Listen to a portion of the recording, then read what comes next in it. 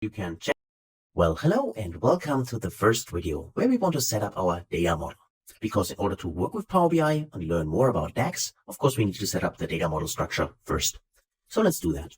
Let's import the data. In our case, we have an Excel file, which you can download from the resource section to follow along. So that is why I can either click here on this import data from Excel, or I can go up there in the ribbon bar, tick Excel here, or go to get data and also tick Excel here. Or as a fourth option, go to more, and then a navigator window appears where I can also select Excel as a data source.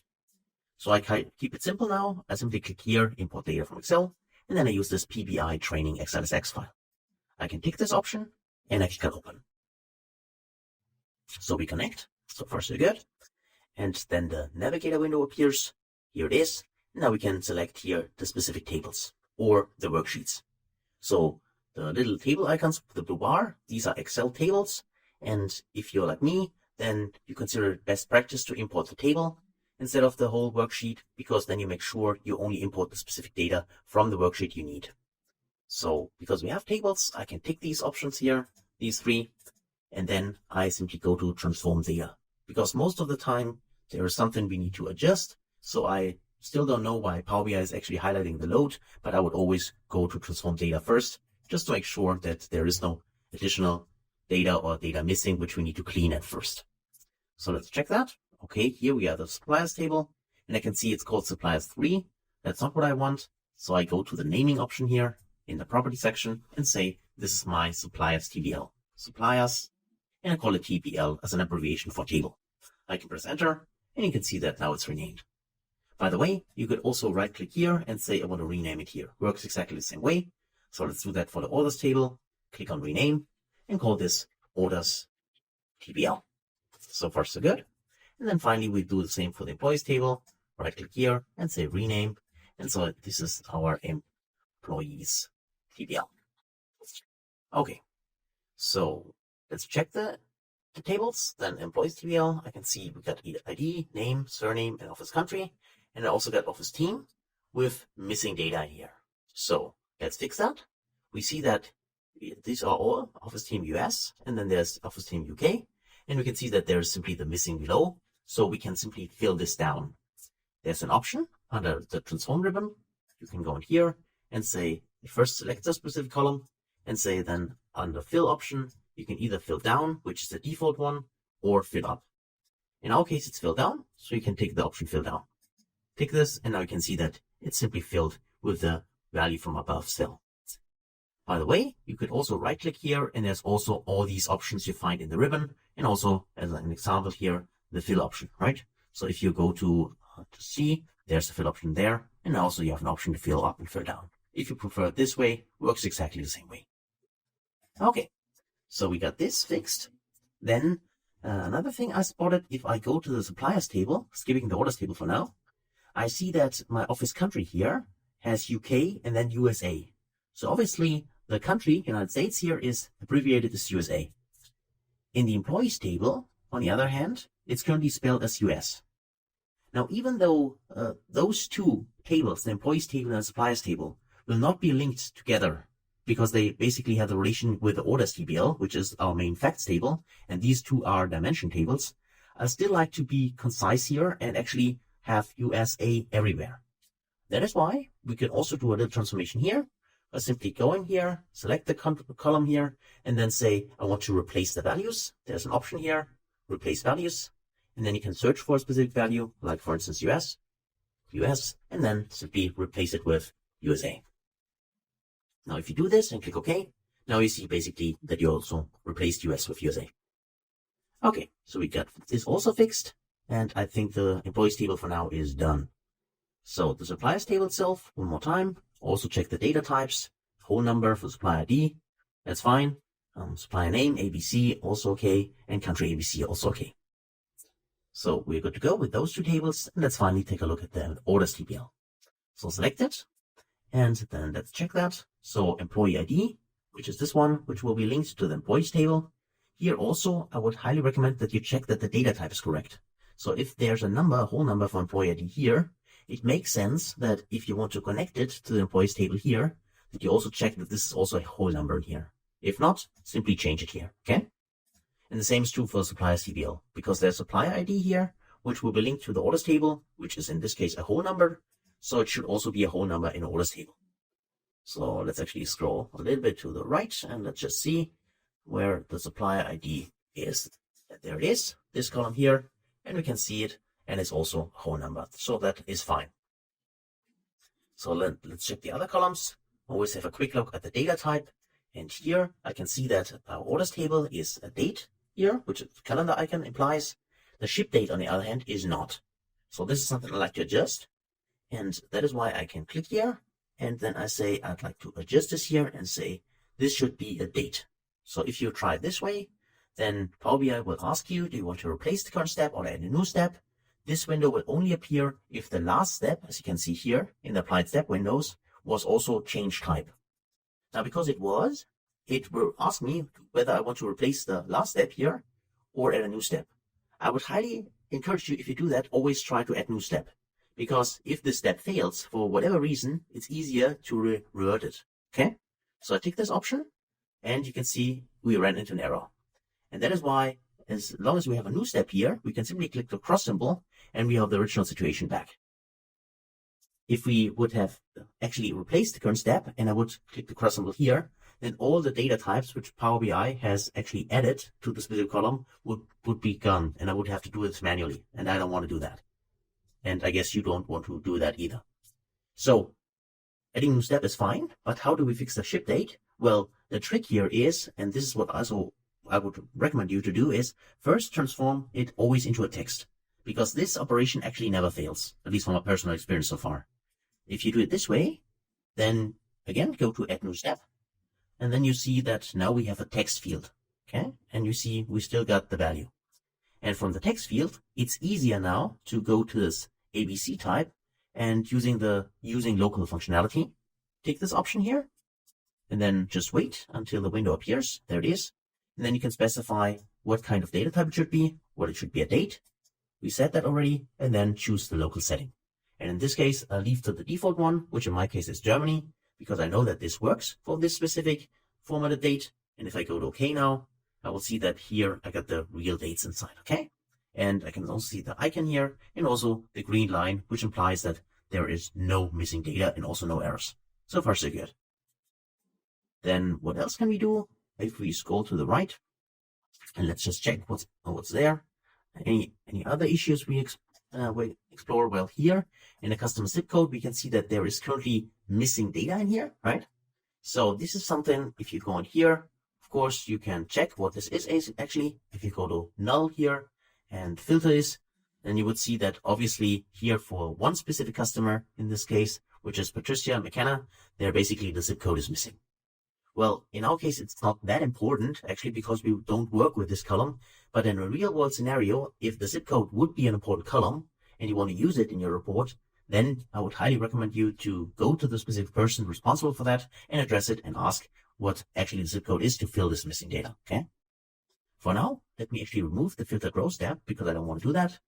And just in case you want to replace it, you could do it simply by, you already know that, you go to replace values here. And as an example, I just show it to you for now. If I one more time select the null here, just that you see it, we got again Patricia McKenna.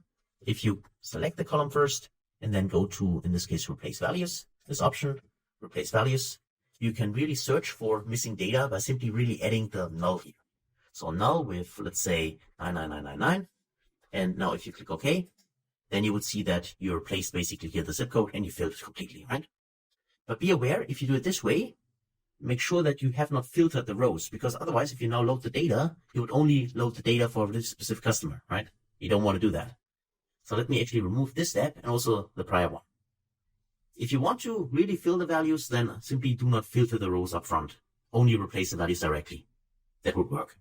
But for us now, as I said, it's not that important. So that is why I removed those two steps and leave that for now. Okay, so we got those three tables. And then we need one additional table, which is our dates table, right? Best practice in Power BI, if you want to use time intelligence functions, make sure you have a proper dates table set up.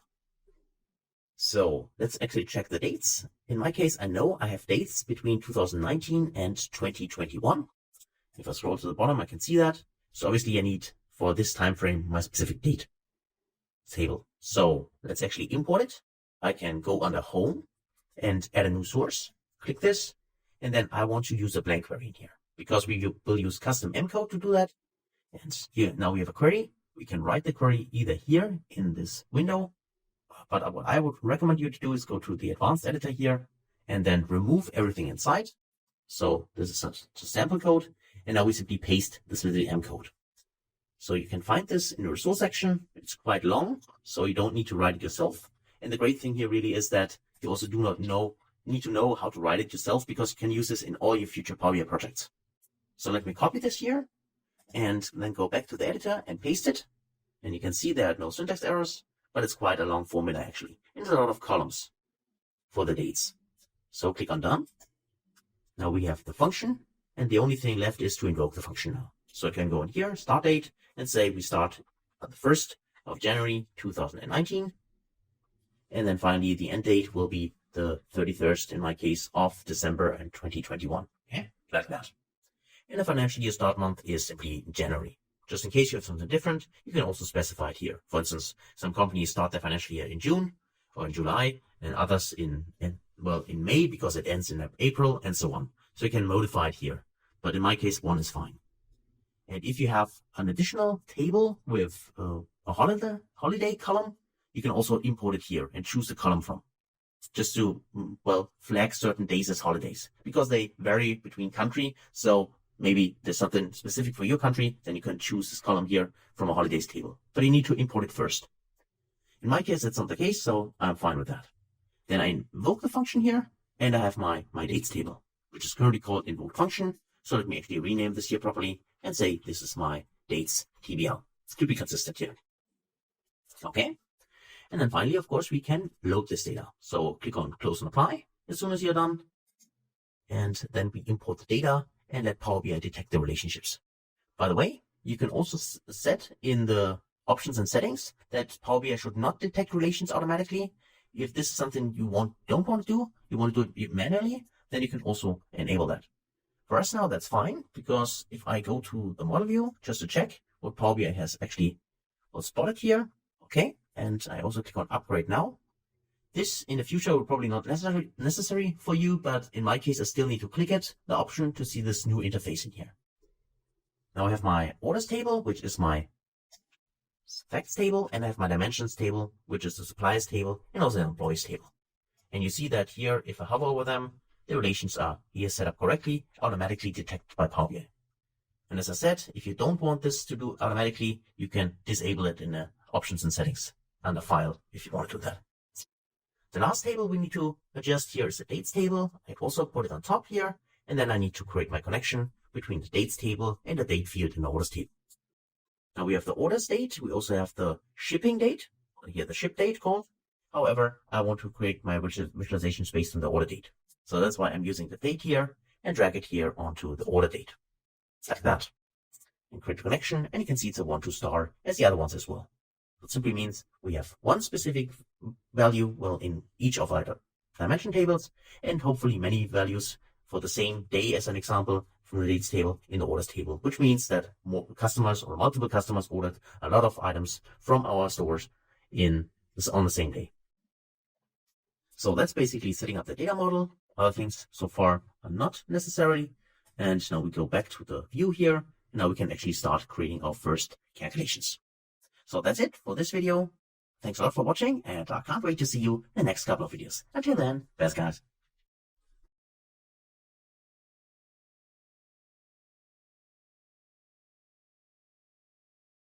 Hey friends, welcome back. Our data model so far is ready. Now in order to use Python in combination with Power BI, we first need to install it. So in case you have not installed Python so far, I would highly recommend that you use Anaconda for that.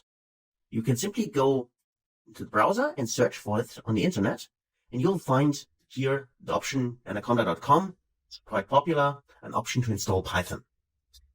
And if you go to the different kinds of installation settings, you find installing on Windows, installing on Mac, or also on Linux. However, please be aware that Power BI currently is only working on Windows operating systems. So if you have a Mac or Linux system, you would need to have some kind of virtual solution in order to run Power BI on your device. Okay, just wanted to mention that.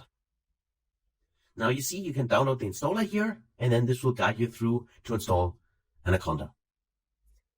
Now as soon as you have installed Anaconda, next you would like to set up a virtual environment. And this is something I would highly recommend you to do.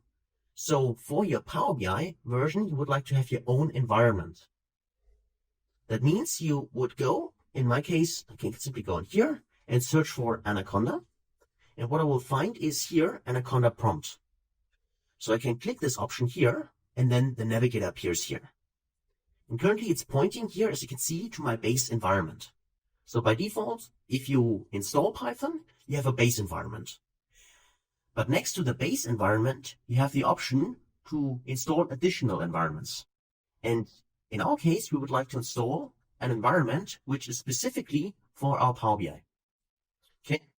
So in order to do this, you can simply type in conda create, and then either -- name, or if you use the abbreviation, you can simply type in -n, and then you can give it a name.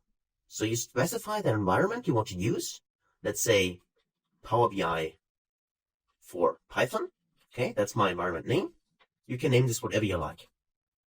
And then we also have the option to decide which Python version we want to use. So in my case, I'd like to say, I'd like to use Python, and then equals 3.8. So, and this is the whole code, if you want to call it this way, what you need to do to set up your environment. So use the create keyword, -n is the abbreviation for the name. You can give it any name you like, and then you can specify the Python version. You can also install packages directly here, but this is something we're going to do later on. So that's all we need to do here. And as soon as you have typed this in, you can run this, press enter, and you will see that now this environment gets created. You see it here, and this might take a little bit of time. And now you see you get here this proceed. You simply type in a Y that you want to continue install all those packages in the environment. You press enter, and then all these packages got installed. And we are good to go. As you can see here, we are still in the base environment, but we can now activate our environment simply by using the activate keyword. As you can see here, conda activate, and then the name of the environment. And this would help us to get into this environment. Now, after installing it, what you should see is if you go to your Anaconda folder, and in my case, I already open it here. If I go to Anaconda here, which in this case is on my local drive under users, Daniel, and then Anaconda. And if I go to the env folder, I can double click here. Then you should see an environment, in our case, which is this one here, Power BI for Python. This is exactly the environment we have created using the command in the command prompt of Anaconda. And as soon as this folder is available, the Power BI, here in this case, environment has been created. You can go back to your Power BI report in here, and then you need to go under File, then Options and Settings, and then go to Options. And then let's just wait. And here is the option navigator. And then you go to Python scripting here, tick this option, and here you can set the directory and point exactly to your new installed environment.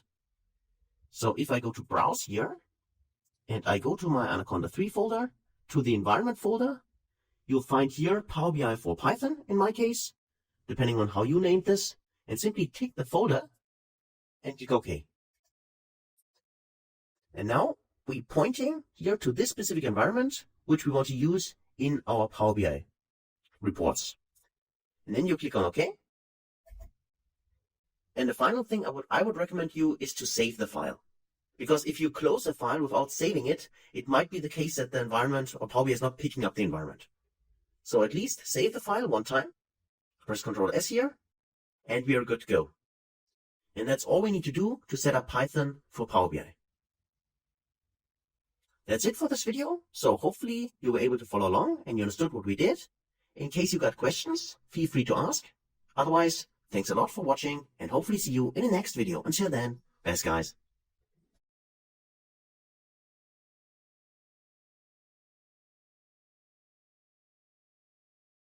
Hello and welcome back. Now in the last video we installed the Python environment and we also set up the environment for Power BI. Now next, I'd like to actually start using the Python visual just to explore how to use Python in Power BI. So let's check that. Let's click on this option here, and then you probably see a window like that, which asks you simply to enable the script visuals. So you can see there might be security or privacy risks, and that is why we first need to enable it. So click on this, enable it, and then you should see here a little Python template and also the Python script editor. Now so far, there is nothing for us to do, so I can't enter any code in here. And the reason for this is because we have not added any of the fields into the value area here. So you also can read it here, drag fields into the values area in the visualization pane to start scripting. So you first need to drag fields inside. So if I go to, let's say, my orders table here, and I want to use numerical fields, so let's say I'm using the amount, I can drag this into the values. And then I will use another one, let's say with the sales by default, also drag this inside, like that, and we're good to go. And you also see that the window down there has changed. Now, let me just close this for now, this warning here, and say the following code to create a data frame. So here it's already a keyword, which means that in Python and here in Power BI is working with pandas data frames. And you see that their duplicate rows are removed, and it's always executed and acts as a preamble for your script.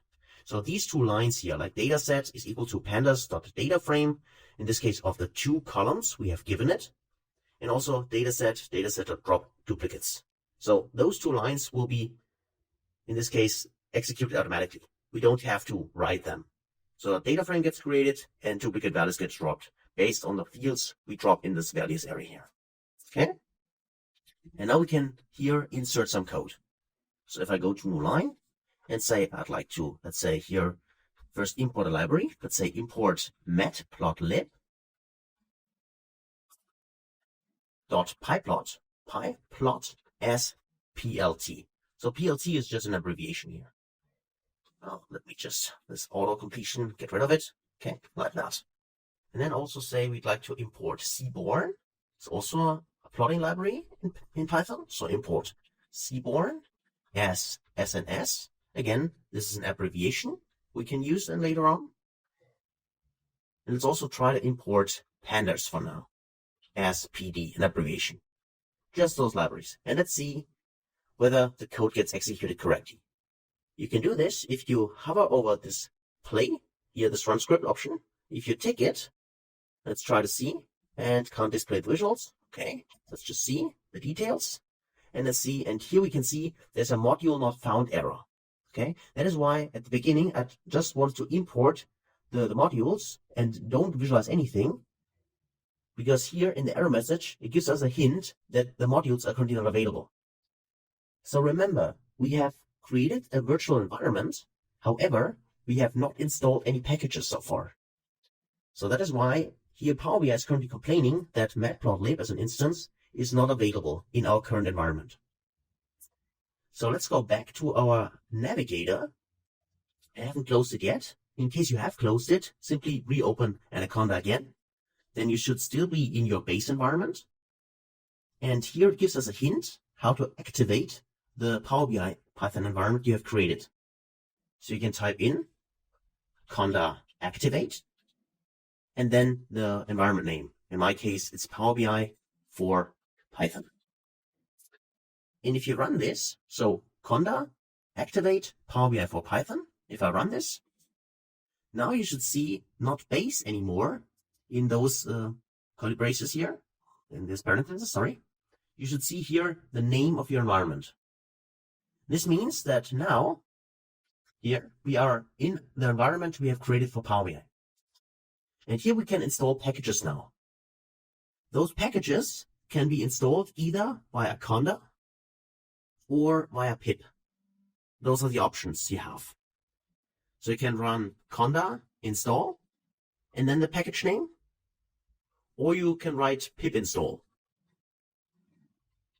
and then the package name. So for me, I most often go with pip. My experience tells me that this is the better option for me, but just do it the way you want it. So either use conda or pip and try to install it. So in our case, let's try installing the 3 libraries I've actually mentioned there. Let's try to install matplotlib, seaborn, and pandas. So if I do that as an example, if I try pip install pandas and I run this, then you see that we're collecting the data and it's downloading all the relevant information for the package from the internet and installing those packages. So this might take a little bit of time, and we're good to go. So you see that also next to pandas and all those modules relevant for pandas is also these additional modules, what I mentioned here. So for instance, NumPy, Python, DAX, and so on. So these are simply comparable packages to pandas, which are also required and will be installed automatically for you. And as I said, I also like to install seaborn and matplotlib. So I use pip install and then seaborn. Or let's actually start with matplotlib.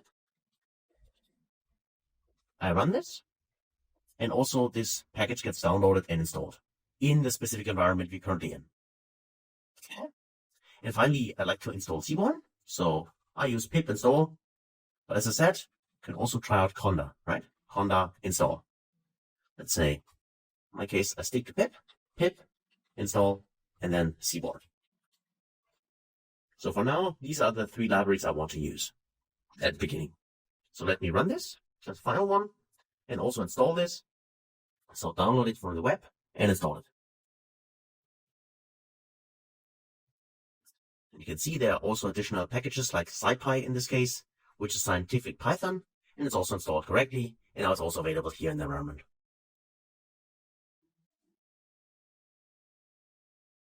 So let's go back to Power BI. Take the visual one more time. Let's just see. Let's run this.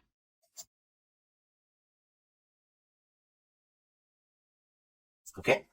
We still don't get any visual here. That's clear because so far we only imported the libraries. But let's actually go back to the C detail now. And you see now the error message is different. Because here it just tells us that currently we have no image created.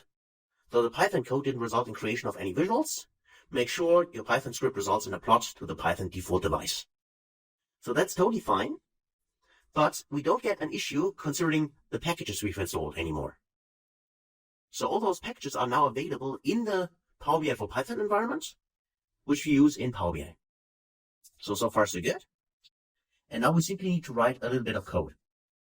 So you can write it in here and say, let's say SNS, which we imported here as seaborn, and let's plot something. Say we'd like to plot, let's say a joint plot. And then we define the X value. X is equal to, now put in quotes, sales. So remember, the pandas data frame gets automatically created, and the pandas data frame currently has 2 columns, which is amount and sales. The reason for this is because we have those 2, in this case, those 2 columns in the value section here. If you want to add additional columns to the pandas data frame, simply drag the fields inside. So the X is sales, then the Y, in this case, to create our scatter plot here, so comma, and then the Y is equal to here amount, also put it in quotes, amount, and the data itself, data is equal to, in our case, it's the data set.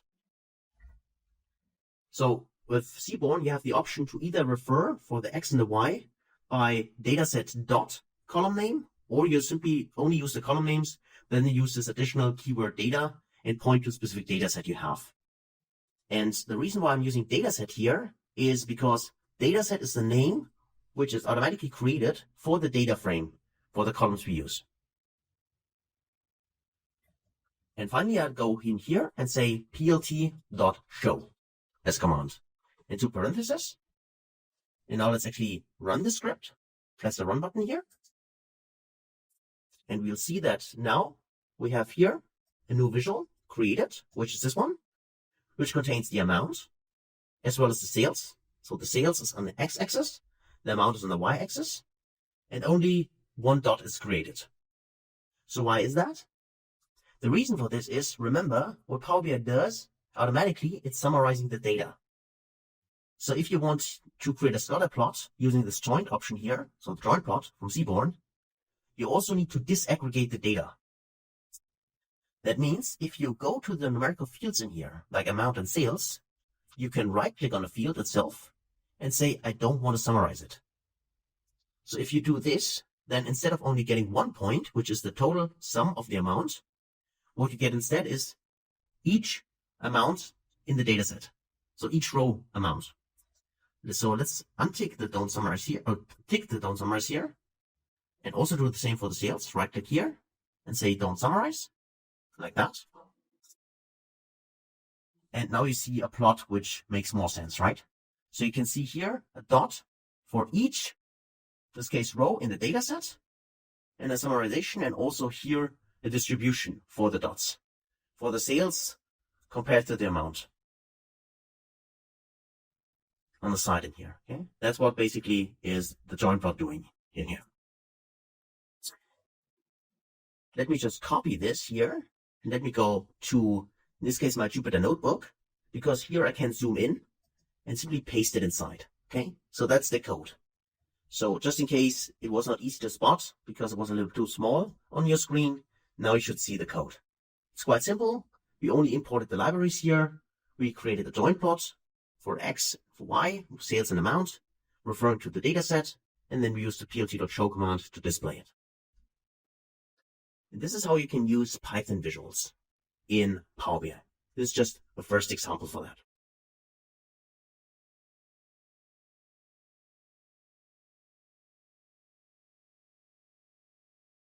Okay, so let's create 2 additional visuals just to check it one more time.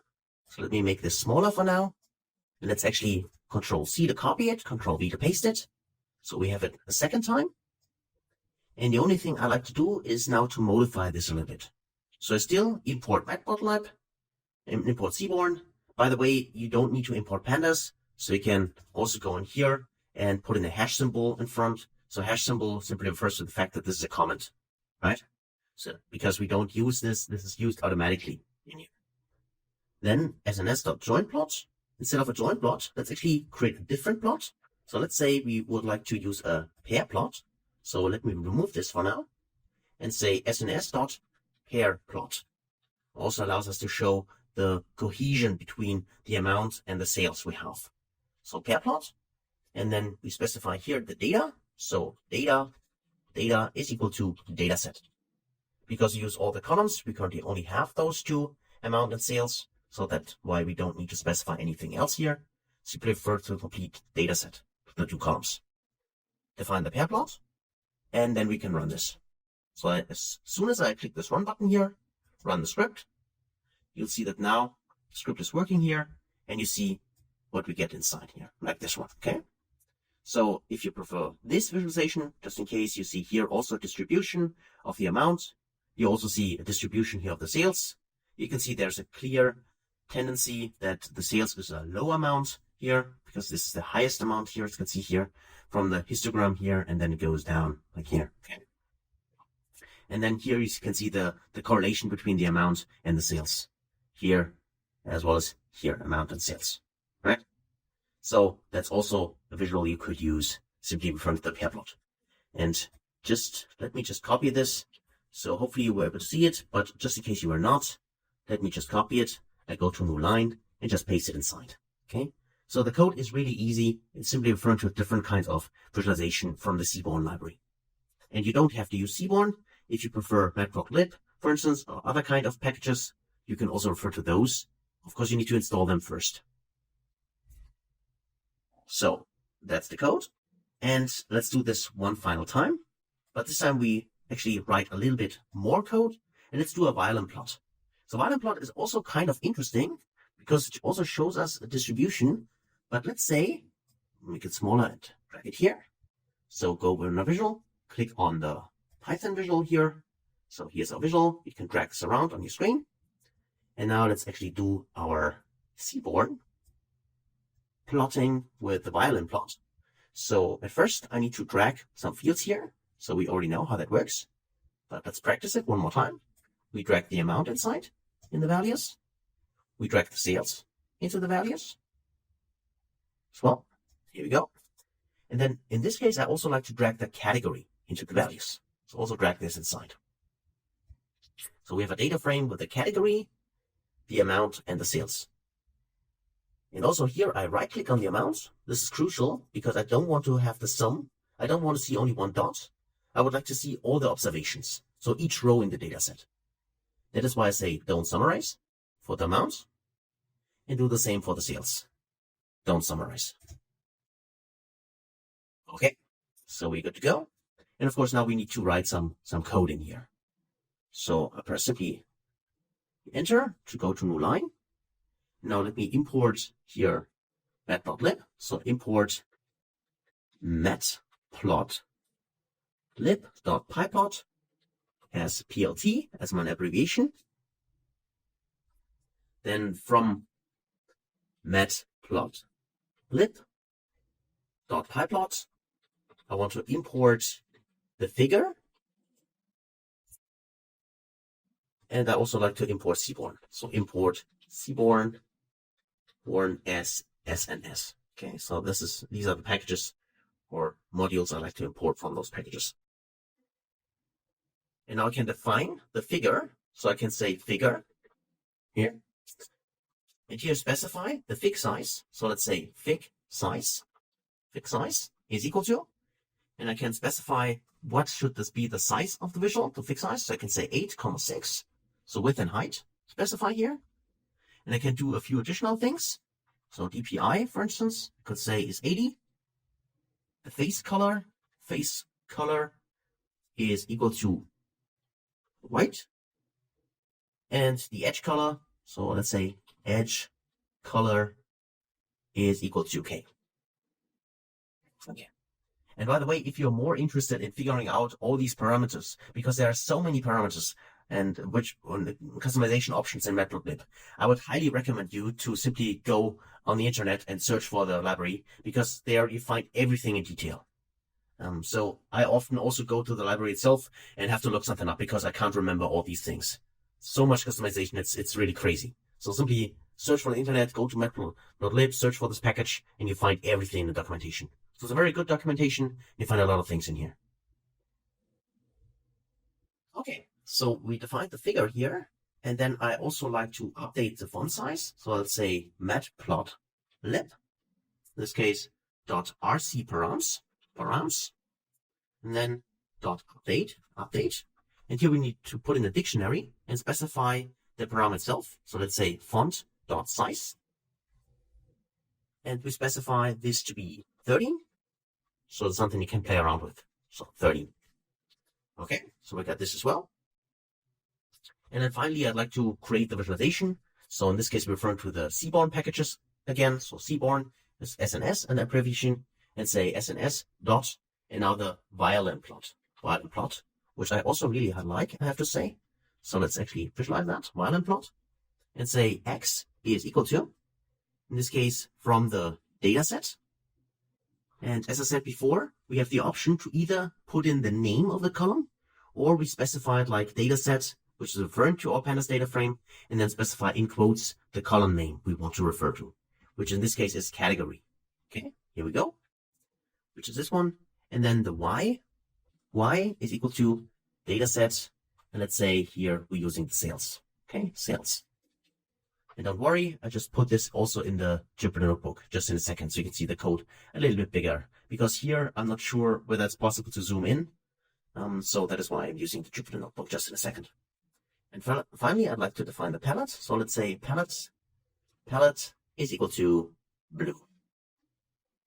It's blues. Okay, like that.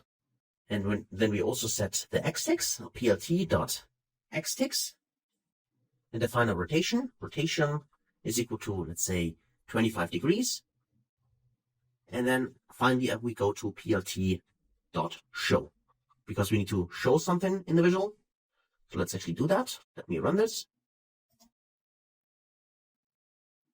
And I get a little error here. So let's just see the details and see if we can, no module named matplotlib. Okay, so there was a spelling mistake.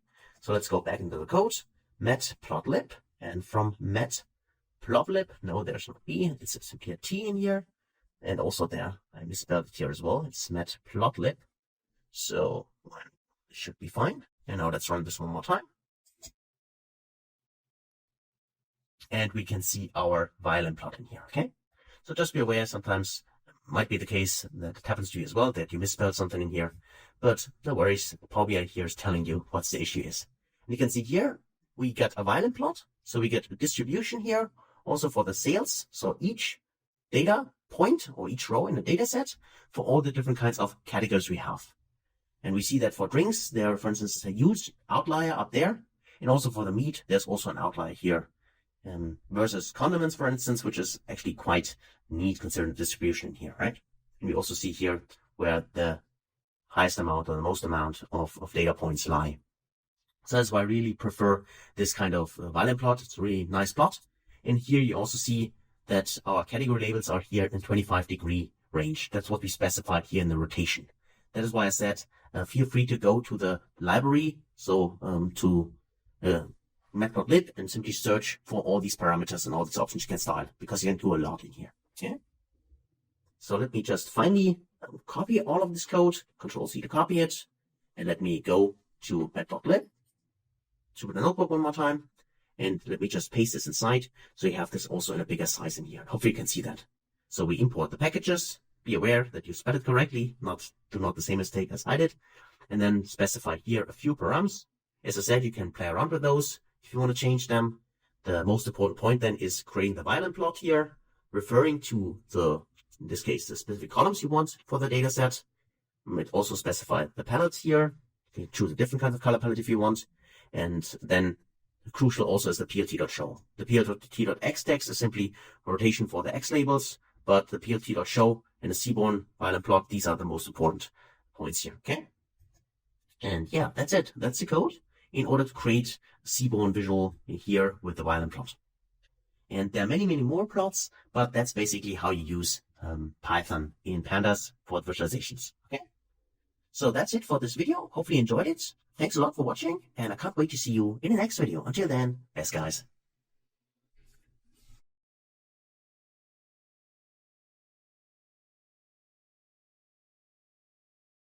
All right, welcome back. Now let's do maybe one additional visualization with Python, and then let's also explore whether the filter interaction works the way we would expect it, okay? So let's go to our Power BI report here and say one last time, in this case, let's create a Python visual. Click on the Python visual. Here we go, and there's the visual. And now go to the option under the values and drag the specific fields you want into the value area here. And we will do this one more time with the amounts. Then I'd like to see my sales, drag those inside.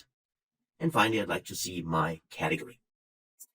And here I'm just using those three fields, but feel free to use and explore other fields if you want, okay? Just make sure that go to the category, sorry for that, go to the amounts and click on Don't Summarize and make the same for the sales. Just to ensure that you don't only see one specific data point. For the category, you have seen this. This is done automatically, not summarize, because it's not a numerical field.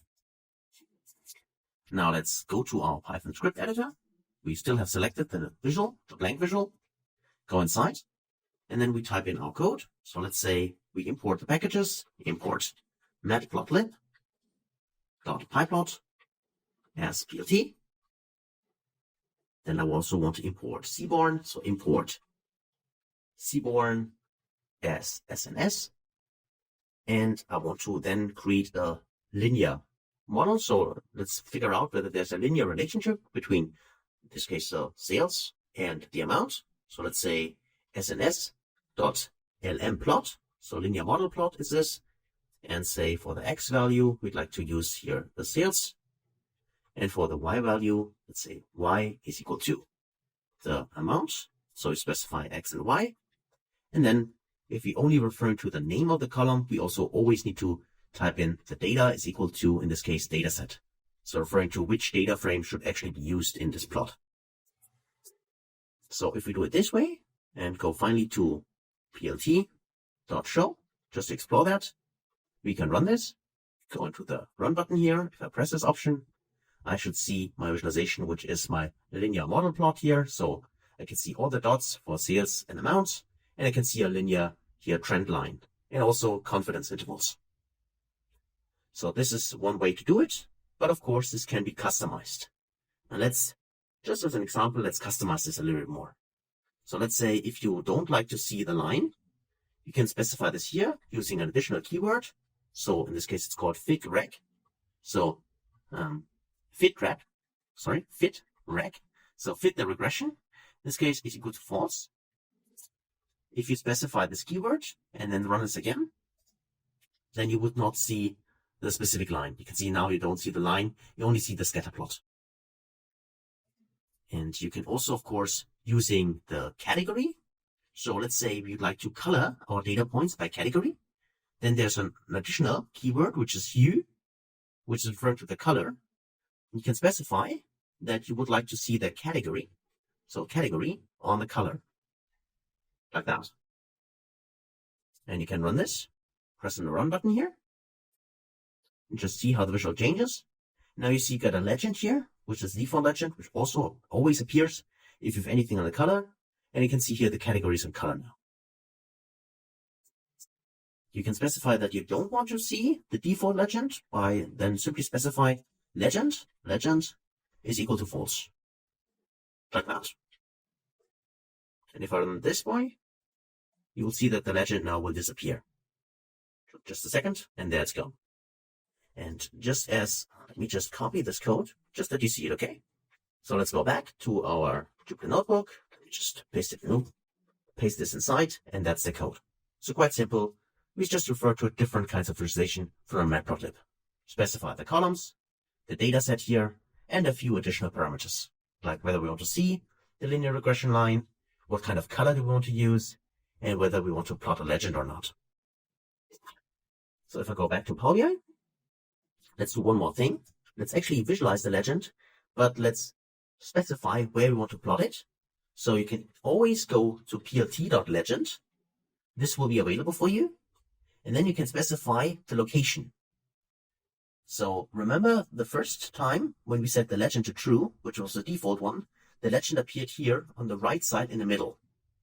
And if we specify plt.legend and then location, so log is equal to, in quotes, so upper right, like that, and run this, you'll see that the legend will appear again, but this time it will be here on top, on the top right of the visualization of this case, this scatter plot.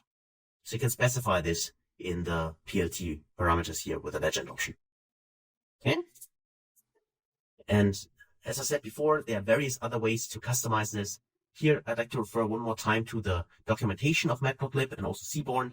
Go there and take a look what kind of very fancy and cool visualizations there exist, which you can use then in your Power BI reports and express statistical information about the dataset to your audience. Okay, so that's it actually for the last visual. And now the crucial question, of course, those visuals, are they static? Or can you use them somehow? Now, of course, you can use them in filtering. So let's go inside and say I'd like to create, let's say, a slicer. So take the slicer option and go with, just as an example, go with the categories. So take the category option. You can see a slicer in here. Let me go to the formatting option here and increase the item size so you can see that better in the screens. So let's go with 15, not 2, 15. And you can see the categories here. And if I tick any of the categories here, so if I say I'd like to see, let's go with cheese, and I hold my control key and click a few additional ones, like say those here. Now I've selected them, and you can see that all the visuals are running, and now recalculate it, and now I see only for the 4 categories I selected here, I can see my, in this case, my violin plot, I can see here the pair plot, and all the other kinds of visualizations. So the filtering works exactly the way you would expect it to work. It might take a little bit more time because you can see that Python needs to recalculate all the fields, but the filtering itself works exactly as expected. So it's not like, for instance, if you plot something in Jupyter Notebook, where the visual or the image actually would be static because it is an image. In Power BI, it is an image, but it still works by applying filters from other visuals. On the other hand, it does not work that, for instance, I click here on cheese and then I filter anything else.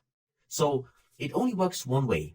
So the Python visuals, right now at least, are static images which can be modified from other visuals, like for instance a slicer, but the other way around does not work. So I can't click on anything on the image, the Python visual, and then filter something else on the dataset. This will not work, okay?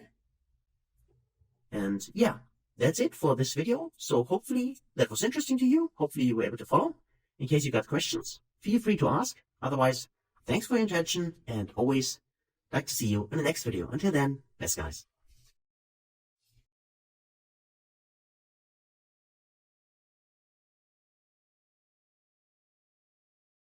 Hi, and welcome back. Now, so far we have seen how we can use Python in visuals, and we explored various options to display different kinds of insights, so statistical insights using Matplotlib and Seaborn. However, there are two other ways we can use Python in Power BI. The second one I'd like to show you now is to apply Python within the query editor. So when you transform your data, it might be the case that the specific transformation you want to use is not available by default, and then you can always refer to Python to do your transformations on the data. So let's do that. At first, let's actually go on the internet, and in my case, I go to here yahoofinance.com because I can download here stock price data for Apple. So you can use the same data I use. You find it in the resource section. You can download latest data from this site for free, simply by clicking on this download option, or you can use any other kind of stock you want to refer to. So I already downloaded and saved it in my folder. So I can go to Power BI and go to get data in here and say I'd like to import a CSV file because the download itself is a CSV file. I can tick this option and refer to Apple here. So if I click this and go to open, then you see that the navigator window appears here, and I can see some information here about the data itself. So the delimiter here should actually be a comma, that's fine. Western region, that's also fine. So let me go to transform data. And then the Power Query editor appears here first. Now for me, I can immediately spot there's an issue here. And this is due to my local settings.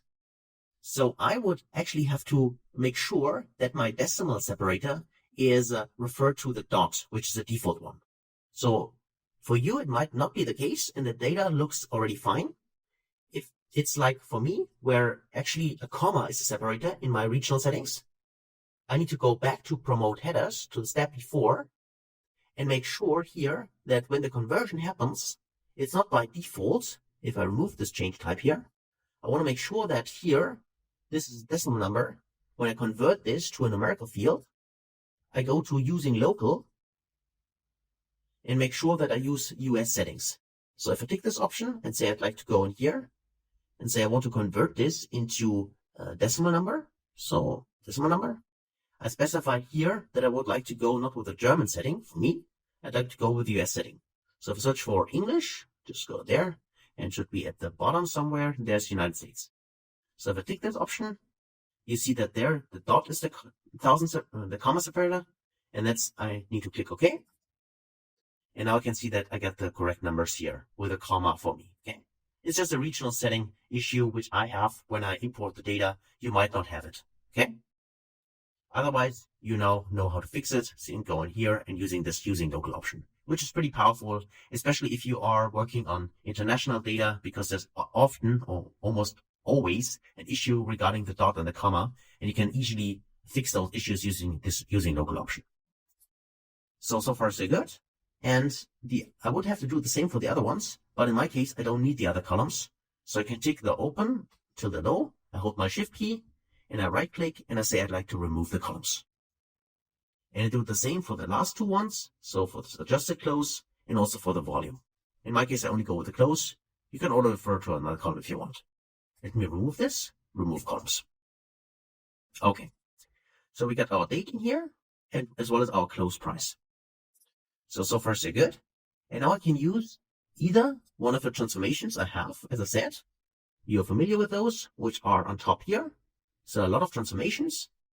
You can either even write your own custom M code if you want, if you go to the advanced editor. But if you don't know the M language, or you simply do not find what you need, you can go under transform. And if you tick this option, you should see under the script area here, run R scripts or run Python scripts. In our case, we would like to go with the second option here, run Python scripts. So you can tick this option, and then you see here Navigator, and there you see that, again, this is a default for Power BI. Power BI is referring to the last step, which in this case is this specific data set here, the two columns we have. So the date column and the close, and is naming this data set simply as dataset. This holds all the data which is coming from the last step. So removing the columns, this was the last step. And we can now work on this data. And we can write any kind of Python code you want. Or you write your Python code in your preferred editor and then simply paste it inside. That works the same way. So if I say, for instance, I want to create a new column. So let's say dataset. And from the dataset column, I put it in brackets here. The new column should be, let's say, I name this PCT change, like that, and put it in quotes, and then I close it, is equal to, so it's equal to, and I say dataset, referring to my close column, so close, also in quotes, and say dot PCT underscore change. Okay? This is an easy function which is available in Python, which simply calculates the percentage change regarding one specific row, in this case, let's say row number 2, versus row number 1, so versus the prior column. And then simply writes this percentage change in a new column. And we name this column as PCT underscore change. And if you click OK, you see that now you get this little warning here. Information is required about data privacy, because there might be a data leakage depending on what kind of packages in Python you use and so on. But for me now, I simply go to continue and say, that's totally fine. I'd like to ignore this. I use my Python, that's also fine. And I click on save. If you want to have additional information, read through it, just in case you get any issues here. But normally that you should be good to go simply by ignoring this and go to the next step. Now, if you have done this, you see that the Python script run, and you get two new columns here, which is dataset as well as table. So if you click not on the table itself, click next to the table. If you click here in the blank space, take this option, then you should see down there, and I can make it bigger, a preview of your dataset. And you see here, you got the date column, you got the close, and you got also the percentage change. So you can see here, it was here 5%. Here was it almost 1%, and so on. So basically it's calculated by simply dividing the current value by the previous value and subtracting 1, right? That's how that works. Now, this was just a simple script, but the idea was really just to show you how easy it is to actually use your scripts in Python, in Power BI, okay? So we have calculated this percentage change. And now, of course, if you want to now get a table back, all you need to do is you click on the two arrows here, you tick this option, then you can see here the columns, which is date, close, and percentage change. You can specify, do you want to keep all the columns from the table, or do you want to remove some of them, then you untick them.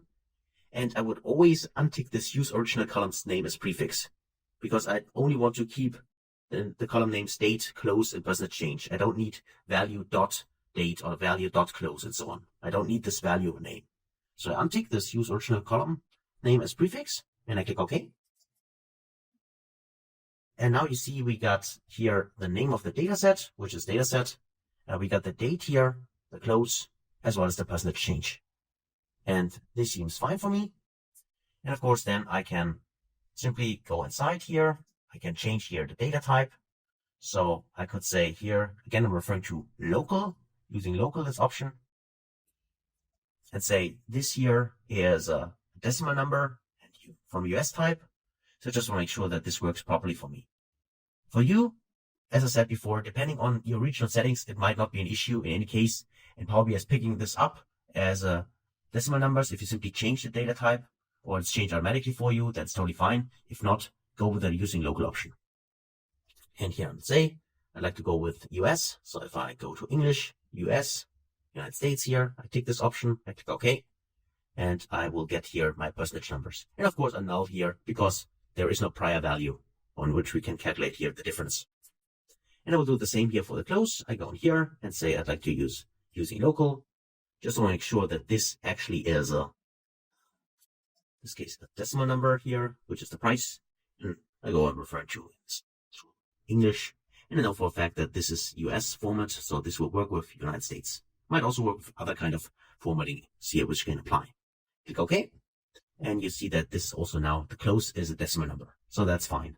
That's exactly what I want. And for the date, I can click this option here and I will use here, convert this into a date format. So I click on date and I can also see that this date was picked up correctly. Just in case it does not, again, go in here and using local option. Okay, so I got my date, I got my close, and I got my percentage change. And now I can do additional, transformations. I can do filtering if I want. So let's say I'm interested in all the days for the stock price where the percentage change was pretty big. So let's say above or below 4%. Could go under this option here, if the down arrow, and I can go to number filters and say between. And then I can specify here is greater or equal. In my case, I say 0,05 or we said 4. So I can click on 4, greater or equal to 4, or is less than or equal to, let's say, minus 0,04. And as I said, for you, it might be that you put in a dot in here. And in this case, I don't want to go with the end. I would like to take or here, right? Because only one of the criteria must be met. Otherwise, I get an empty table.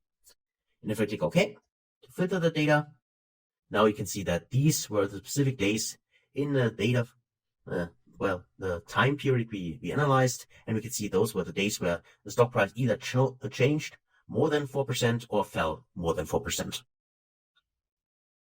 I finally can, of course, get rid of my name column, which I don't need. I can remove it, and I got here my filtered data. And if I want to keep it this way, I can simply go to Home, click on Close and Apply, and load this data into my model. So I can click this option here, just wait until the transformation gets applied. Also the Python transformation, which we used, gets applied. The data gets loaded inside in here, and then it's available. We can see there is our Apple table, and I got all these columns, and I can create any kind of visualization on top of it. If you take a look at the data, just finally go in here, go to the Apple view, and you can see here your filter data frame, which you can use, right? So that's it actually for applying Python transformations within the query editor. Here in this example, we used a quite basic transformation. I know that, but the idea really was only to show you how you can use all the transformations and also more advanced transformations you might have in mind.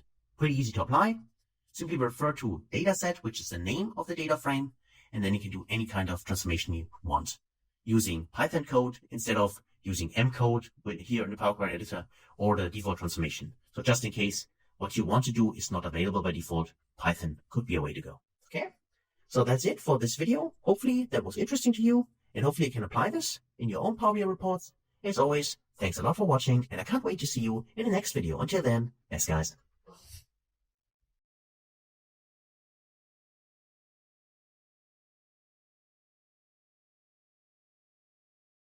Hello friends, welcome back. Now so far we learned two ways how we can apply Python and leverage it in Power BI. So the first one was to create various visuals, as we're seeing here, using the matplotlib as well as the Seaborn library. The second way was when we did some kind of data transformations within the query editor, referring to the last video with the Apple data. This is especially helpful if the transformations you want to apply are not available by default in the query editor, or you would have to write custom M code for that, but you don't know the language M. So then Python might be one option to go. There's a third option to use Python, and this is when you import the data. Let me show this to you. But before we do that, we need one additional package, which is the Y-Finance package. The Y-Finance or Yahoo Finance package is a package you can download for free for Python, which allows you to import stock market data into Power BI. I'm just using this as an example. You can also go with your own example if you want. The way it works is then the same, but in my case, I'm using Y-Finance. So Y-Finance is the package, as I said, but in order to use it, we need to go back to our Anaconda navigator. Just in case you have closed it, remember, go simply search Anaconda prompt to open the navigator. This can see here, is this one. And then make sure that in the parentheses, there is the Power BI environment, which you have created and specified, right? If not, if you're referring to the base environment, use conda activate and then the name of the specific Power BI environment, just to make sure that you install the package in the right environment, okay? So then all you need to do is using either conda or pip. And as I said, I always go with the pip command. So pip install and then use Y-Finance. So that's everything. Simply type pip install and then Y-Finance. Okay. And then if I run this, I already installed it. So that is why it will tell me already satisfied, but you probably have not. So please run this, pip install Y-Finance, press enter. And you see that for me, as I said, it's already satisfied because I already installed it. But for you, you would download the package from the internet and then install it. But it should work actually quickly. So then let me go back to Power BI. And now the package is installed and we can use it. So in order to import data, for a fact, you simply go to get data in here. And then you have the option to choose from various sources. Now, since Python is not, let's say, one of the most often used sources, that's why it's not appearing here. And it's also not a source directly from Microsoft, like Excel, Power BI datasets, and so on.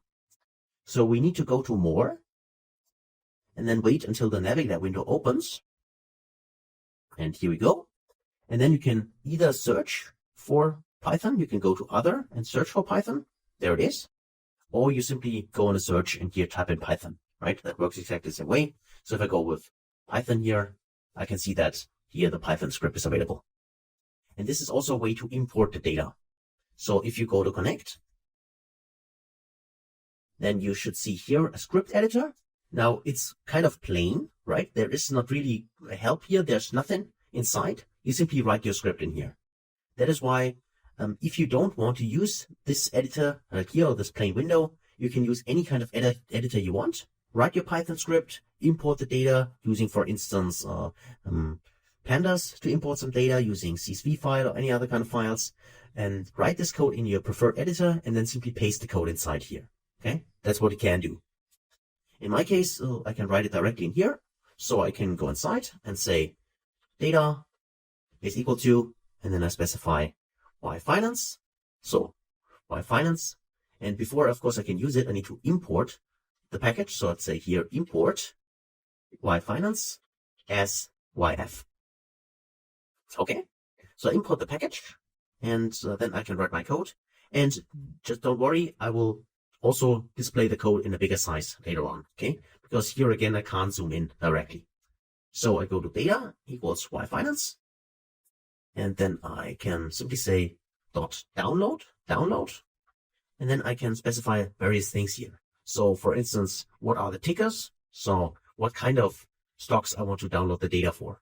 So let's say tickers is equal to, and then I specify either one stock. If you're only interested in one stock, simply type in the abbreviation for the stock. If you don't know the abbreviation for the stock, then simply search it on the internet. So for instance, Tesla is TSLA as an example, and other ones like AAPL is Apple and so on. But you can search this, you can look this up on the internet for your preferred stock. So, or the second way would to use a string here for several stocks. So just as an example, I could type in TSLA for Tesla. And then I also use, let's say, Microsoft, MSFT. Okay. So these are two stocks and I put those in quotes without any separation between, just a space. Okay. So no comma, no dot, nothing. So we have the tickers. So what we want, then we can specify the period. So period, and the period could be anything.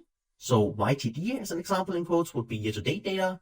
In this case, I simply specify 1MO, which simply refers to 1 month.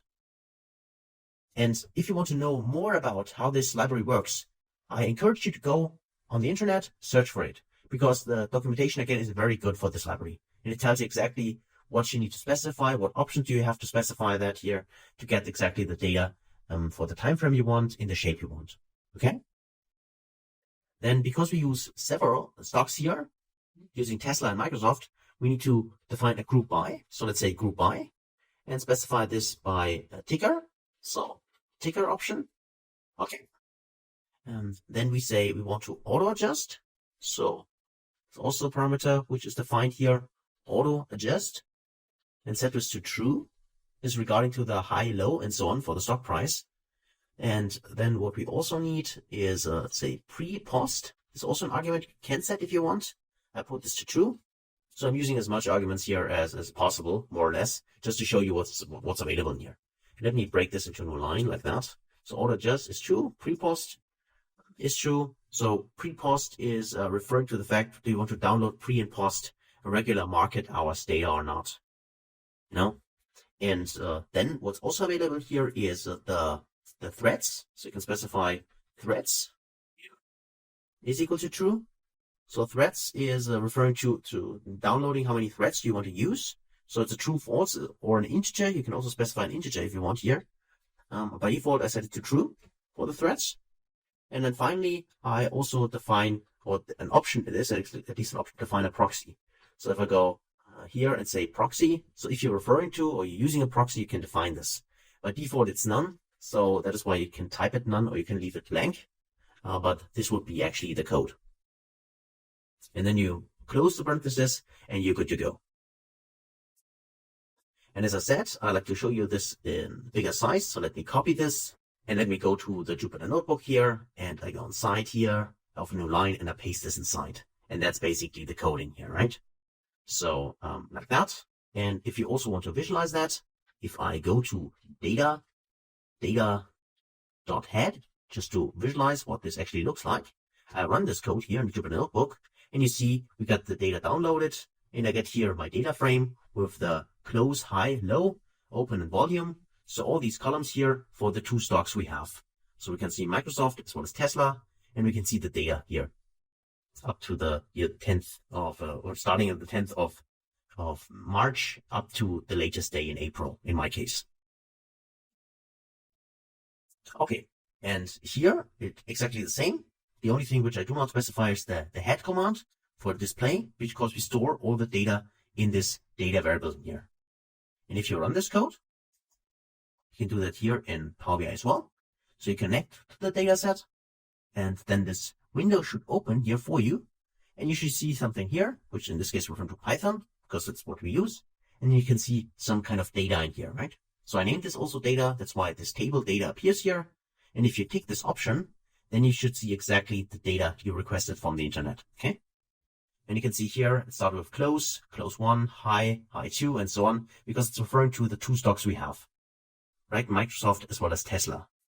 Because the point is that go back to the Jupyter Notebook, in our case, because we specified here two stocks, which was Tesla and Microsoft, what Pandas automatically did here was creating a data frame with multi-headers, right? So there's a close header, and there's a subheader for Microsoft and Tesla, so for the stocks.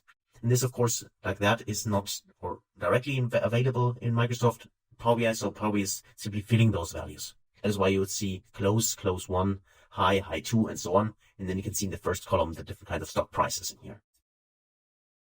If you want to edit this data, simply tick the option here, go to Transform Data, and then you open the navigator, and you have the normal default options, right, to work with this data. So you can do any kind of transformations you want. You can, from the default settings here, you can go to transform and run further Python scripts if you want, and do whatever you like with the data. But that's actually it for now. So this would be the third option to use Python in Power BI. So for now, we know that we have three options to leverage Python, either through visuals in a report directly, or within the query editor running Python scripts, which allows you to do some kind of advanced transformations, which might not be available by default. And a third option would be to use Python at the beginning when we import the data.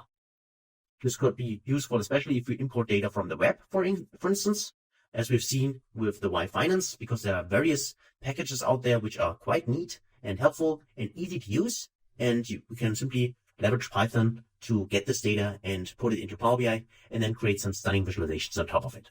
Okay, so that's it for this video. Hopefully you were able to follow along. Hopefully you can try this out yourself. And thanks a lot for watching. As always, if you have questions, feel free to ask. Otherwise, can't wait to see you in the next video. Until then, best guys.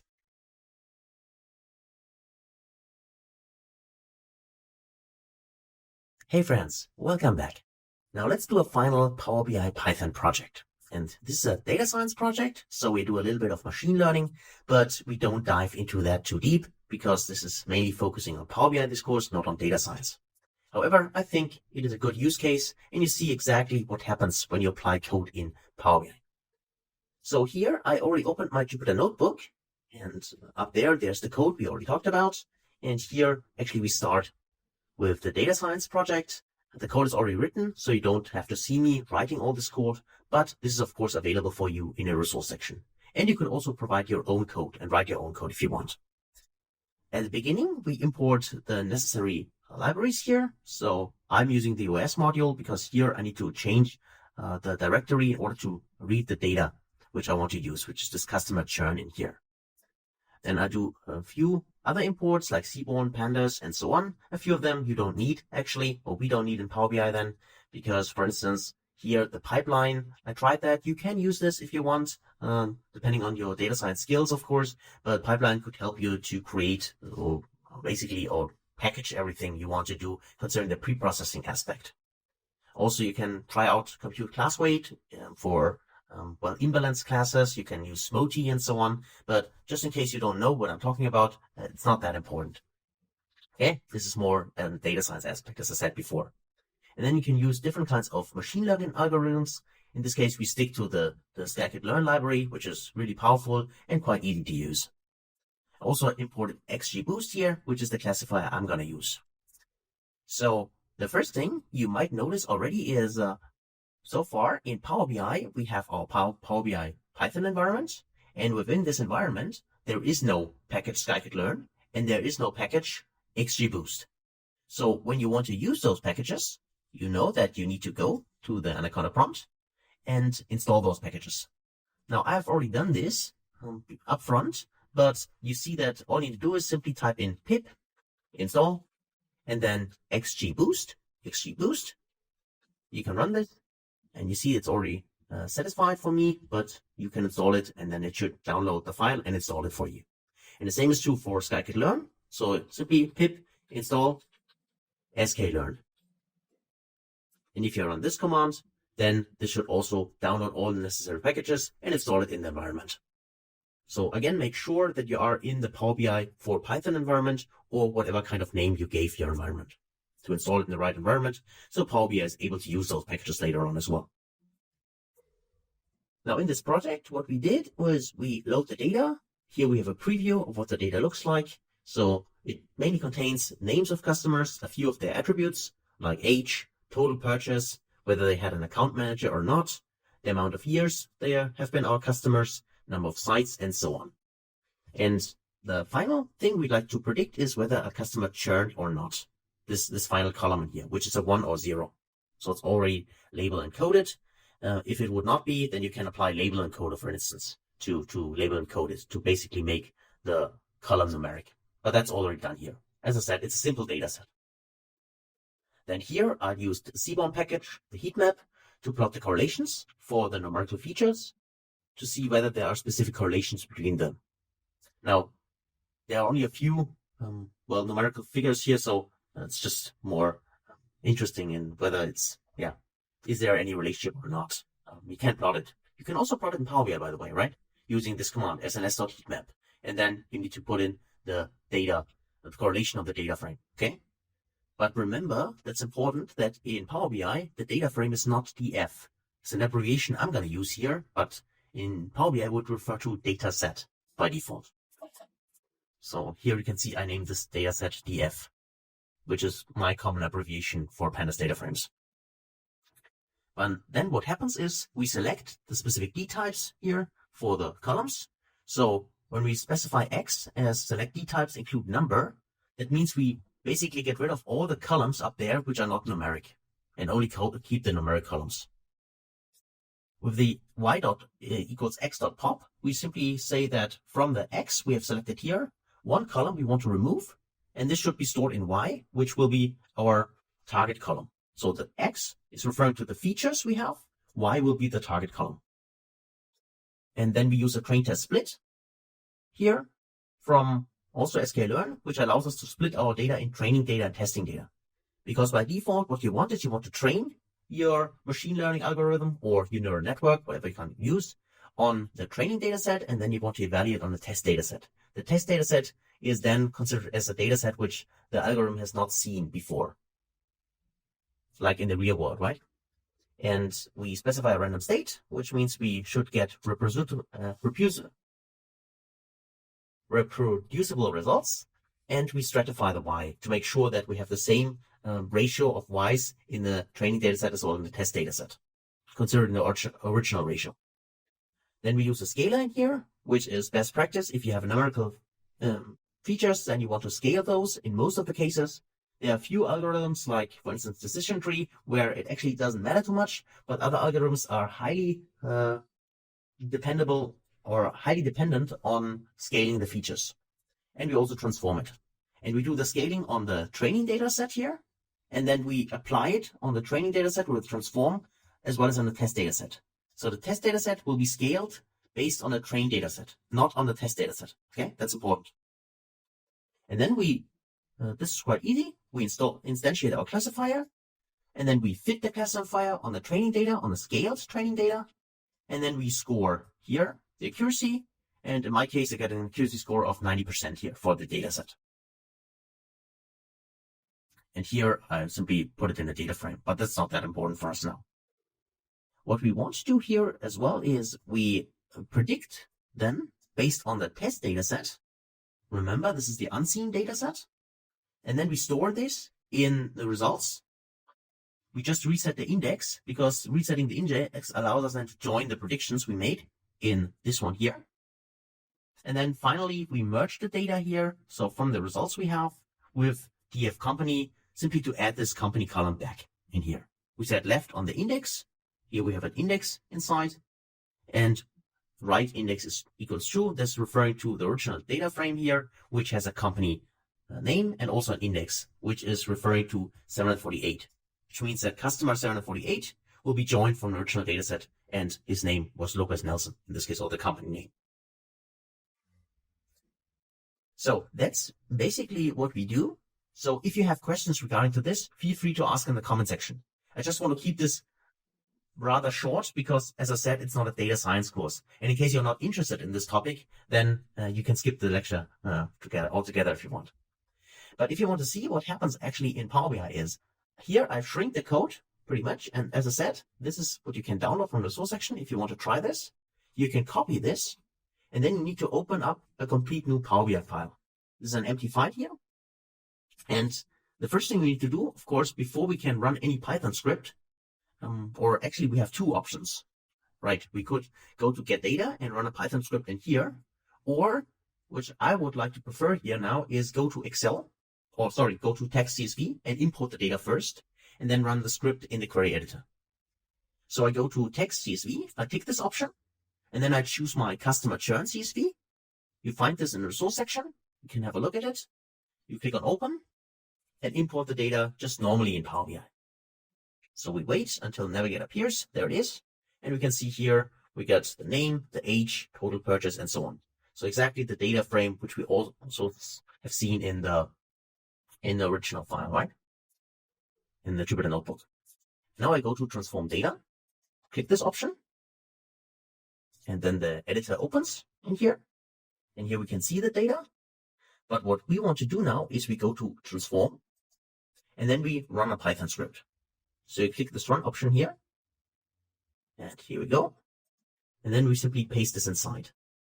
And you will notice that here, if I go back to my code, I already changed here the df to dataset. Okay, as I'm referring to dataset here, which is exactly the dataset we have here imported inside, right? Because by default, if you scroll to the top, you can see here dataset holds the input data for the script. And here you probably also see why it makes sense, and what I would recommend, if you write Python code, then I would always write it, or at least right now, I would always write it in my editor of choice and not directly in Power BI. Because in Power BI, you have no IntelliSense and the code looks simply like that, like plain text. So it's easier actually to write your Python code first in the editor of your choice, and then you copy paste it inside and run the script. So editors which I could recommend is, for instance, Spider you could use Jupyter Notebook, or also Visual Studio Code, which is also a good one, and I've used in the past. But there are various other out there as well. It's up to you what you want. But you create the code, then you can paste it inside. And if you run this, let me click on run, click OK. Then the Python script is run. We get this privacy issue here again. You can click continue and simply ignore the privacy levels. You click on save. And then you just wait a little bit until the data gets loaded. And important now, what you see is you see various tables in here. And if you want to have a preview of the table, simply click not on the table directly. This would expand the table. Click right on the white space here. Click inside, and then you see a preview of the data. And this is important to know that within your Python code, if I go back to my Python code here, you can click here on this little wheel, and then you can modify it anytime if you want. But what happens here is that each data frame, and this only refers to data frame, not to variables. So if you create something like, for instance, the y here, the y equals x.pop, this is not a data frame anymore. This is why the y variable, or the result of the y variable, is not visible in here. What's visible here are only the pandas data frames you create in your code. For instance, when we say x equals dataset.select d types include numeric here, this means that we create a subset of our original data frame, which contains only the numerical columns. And this is why x is a data frame, and x therefore is showing up here. So if you want to create any kind of data, or want to save any kind of data, and want to have this as a table in Power BI, make sure you create a pandas data frame for that within your code, because then it's visible in here. Okay? So again, I click on OK. I haven't changed anything. And then I can tick on my final. That's actually what I want. I can click this option and just wait. And there is my final data frame. And this is actually the table which I will choose. And if this is, that's the fact, then I can simply click on this table.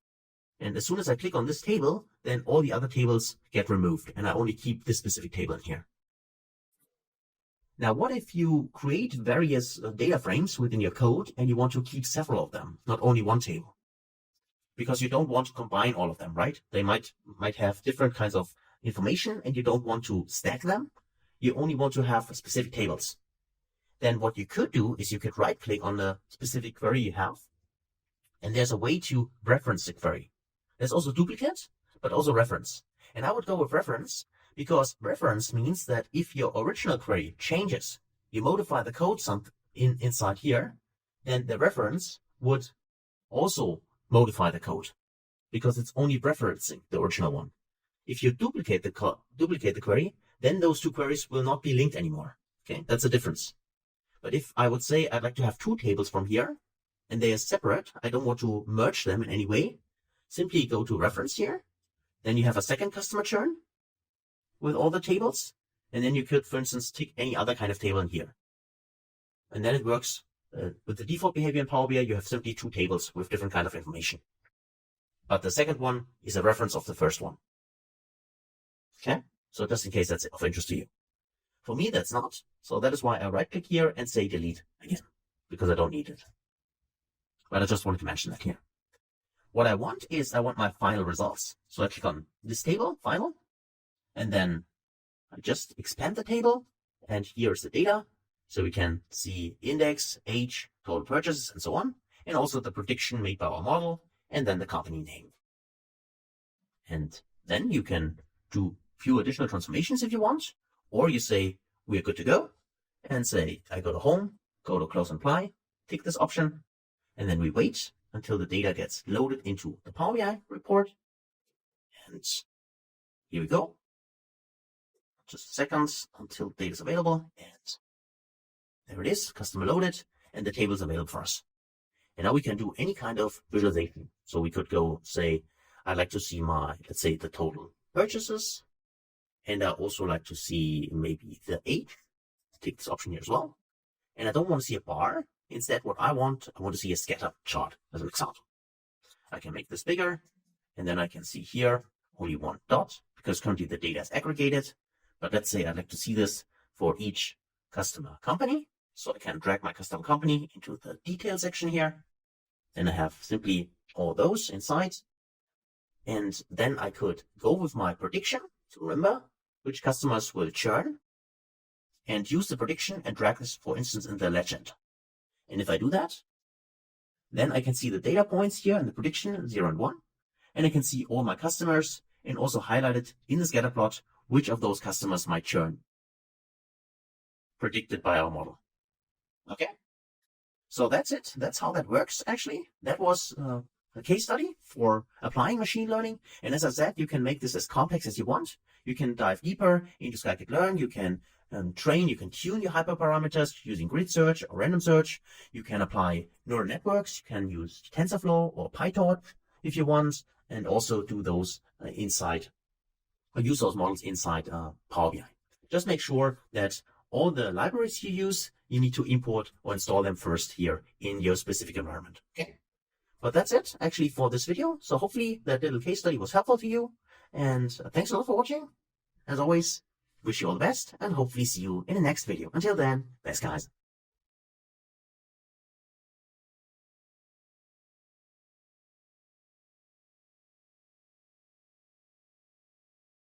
Hey friends, welcome back.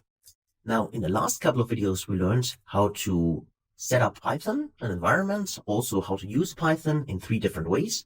And now let's explore a little bit more about DAX in Power BI. So at first, I'd like to create a new page here. And then what I'd like to share with you here are a few table functions, in this case, 2 of them, which is the cross join as well as the add columns function. Because next to measures, which you can create in DAX, there are also tables, which you can create with DAX. And they are often very useful. So let's dive deeper into those. If you have taken one of my other courses, you already have seen some of those table functions. As an example, we explored the all function as well as the values function. Now, the 2 functions I mentioned here, which is cross join and add columns, I have not talked a lot about those functions in the other courses. That's why I think it's a good topic here. So let's first figure out what the cross join does. The cross join creates a Cartesian product in Power BI. That means we basically join each entry from the first table with each entry from the second table. This is what's meant by the Cartesian product. And to show this to you visually, I can simply use 2 columns from my orders table. I could say I'd like to see, let's say, the customer countries. If I tick this option here, and I don't want to see a map, I actually like to see a table, so it's easier to understand. Let me make this bigger. And let's actually dive into those settings, the formatting settings, and increase the value size to, let's say, 15. Okay? 15. So I got all my countries here, as well as my error entry here, which I need to fix, especially if this is here a real world project, then we would have to go to the responsible person and ask why there's a 0 or wrong entry in the country. For now, I just ignore this and filter it out. I go within the filters pane here and say for the customer country, for the time being, I like to get rid of the 0. So I select all, and then I remove here the tick for the 0, and then I simply remove it from this visual. Within the filters pane, you could also say directly, I would like to filter this out for the complete page. So all the report page. If you create additional visuals on this page, simply drag then the filter of the customer country into filters on this page. Or if you want to filter this out completely for all the pages in your report, simply drag it down there. However, as I said before, if it is a real world project, I would highly recommend that you go to the person who provides the data and figure out what these 34, in this case, entries actually are. Because obviously there's some error in the data set, and this is what you need to fix. And these problems here arise every day. So for each of your projects, there will always be some data issues. So it's good to see that here and to remind ourselves immediately, okay, this is something we need to fix. Okay. So let's go back to our table functions. I said the cross join, there's a Cartesian product. So what's meant by this, if I now take a second column, so let's say next to the customer country, I'd like to see the different kinds of ship modes. So I use another text or string field here, and I tick this option. Then what you see is now the entries for the customer country get repeated. They get repeated 3 times because you got 3 different ship modes in the dataset: DHL, DHL Express, and UPS. So this is what's meant by the Cartesian product. So each row from the first table, in this case the country, gets mapped to each entry from the second table. Now here we create this Cartesian project artificially, I'd call it, because we simply drag 2 fields into the table. If you need this table inside your model, for whatever reason, there could be reasons for that, then what you could do is, under modeling, and create new table here. So remind ourselves that we have the option here to also create tables using DAX expressions. And that's what we do here. So if I click on new table, then we got here also our window. Let me increase the size so you can see it better. And then we can give this table a name. And let's say I name this table simply cross join or Cartesian product, or whatever you want to call this, is equal to. And then let me go to new line, press Shift Enter, and also tab. Like that. Tab. And then I'd say I'd like to here cross join the data. You can see here returns a table that is a cross join of the specified tables. So you can tick this option, and then you can give it as many tables as you want. In our case, we said we would like to have 2 tables, which is the country as well as the ship mode. So how do we do this? Because I can't simply type in customer country. This doesn't work. So we first need to create a table based on the customer country column we have in the orders table. And we can do this, so creating a unique list of all the customer countries, by using the values function. So values returns a unique list without duplicates of a specific column or table. In this case, we're referring to a column. So I say, in this case, customer, and there it is, customer country. Now we can select it. And we do the same as the second expression here. When we say here, we'd like to see the values of the ship mode. From the orders table, the ship mode, this one. And then you can close this and also close a second parenthesis here. And I think I one little space here too much. Let's go here. Oh, that was kind of annoying. Let me just click, do it like that. Okay, maybe we need to just format this maybe a little bit nicer. Go to new line here and create it like that. Okay, so it's up to you how you want to format this. But this basically is the formula. So we do a cross join between the Cartesian product, between those 2 columns. And because we can't cross join the columns itself, we need to first wrap them into the values function to create a table based on those 2 columns. And then if you press enter to evaluate that, you'll see that now here a new table gets created. It also has this little calculator icon, which reminds us that this is actually a calculated table using a DAX expression. And if you want to take a look at the table, that it actually matches what we have here, you can go to the data view, tick data here, and then select the cross join table. And you see exactly what you get. Here you get the customer country first, all for UPS. Then you get the customer country a second time for DHL Express, and then a third time here for DHL. So the sorting, of course, is maybe a little bit different from what we have here in the report view, but actually we get exactly the same table as here. So that's the cross join function and how you can use it. So if there's a use case for you and you need this kind of table, there's no need to set this up. From the data model view, you can simply create it within your model using a DAX expression. The second table or table expression I'd like to share with you is the add columns. So add columns function is very helpful because it allows us to create a table based on, let's say, either one table or one column, and then add additional columns to it. That's why it's called add columns. Now, in order to add, let's say, expressions here, measures to our customer company, as an example, we would like to know what is the total amount per customer country and what is, let's say, the total sales per customer country. So something like, if we do it in a visual, in a table here directly, we could go with the orders table. And let me first untick this specific table and then go with the customer country one more time. And I'd like to see this as here, a table. Also increase the size. Go with the values here and say I'd like to see this with 15. Now we can see all the countries here. And the same is true for the zero entry. That is why we said that you could do the following. If you really get annoyed of the zero, go to the customer country, drag this to, let's say, the filter on this page, take this option here, select all, exclude the zero, and now the zero is gone for both of these tables.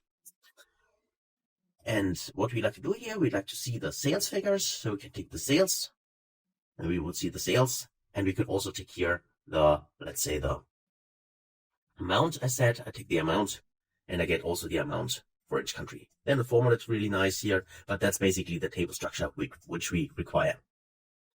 And in order to create this, we could say the following. We could first create the two measures. So I like to go with the orders table, measure, and then I simply say this is the total amount and total sales. So they're kind of the same. Let's say the total amount is equal to, and I say using the sum x function. We could use the sum function here as well because we do not iterate over the table. We use the whole column, but I personally prefer the sum x because the sum function actually gets converted into sum x in the background. So under the hood. So we need to give it a table. We refer to the orders table, and the expression could either be a multiplication or anything like that, but it could also be only one column. Like in this case, let's say for total amount, the amount. And that's it. Okay. You can evaluate that and you would get the total amount in here. And we can do exactly the same for the sum. So let me actually copy it like that. Control C to copy it. Right click on orders table, a new measure. And then we say this will be the total sales. Total sales is equal to, and now I paste this inside. There's one equal sign too much. And instead of using the orders table amount, I'm referring to another column, which in this case is the sales column, like that. Okay? So if I do this and evaluate this, press enter, I got also a total sales measure in here, which is exactly the same amount as you see here by the default sum of the column. However, personally, I would always prefer using measures instead of using the default aggregation columns, but that's my personal preference. Now, for the table function, for the add columns, what we could do is simply under the modeling tab, we refer to the new table because we'd like to create it with a DAX expression. You can click this option, and then there's our table. And then here we could say this will be the add columns table. Columns, let's call this TBL actually. We have is equal to, let me go to a new line.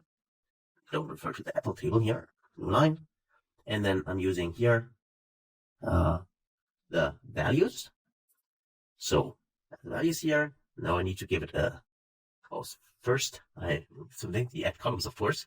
So add columns returns a table with new columns specified by the DAX expressions. So we use add columns. Now we need to give it a table. And I said, if you remember, that you can enter either a table or a column, but the column needs to convert it into a table.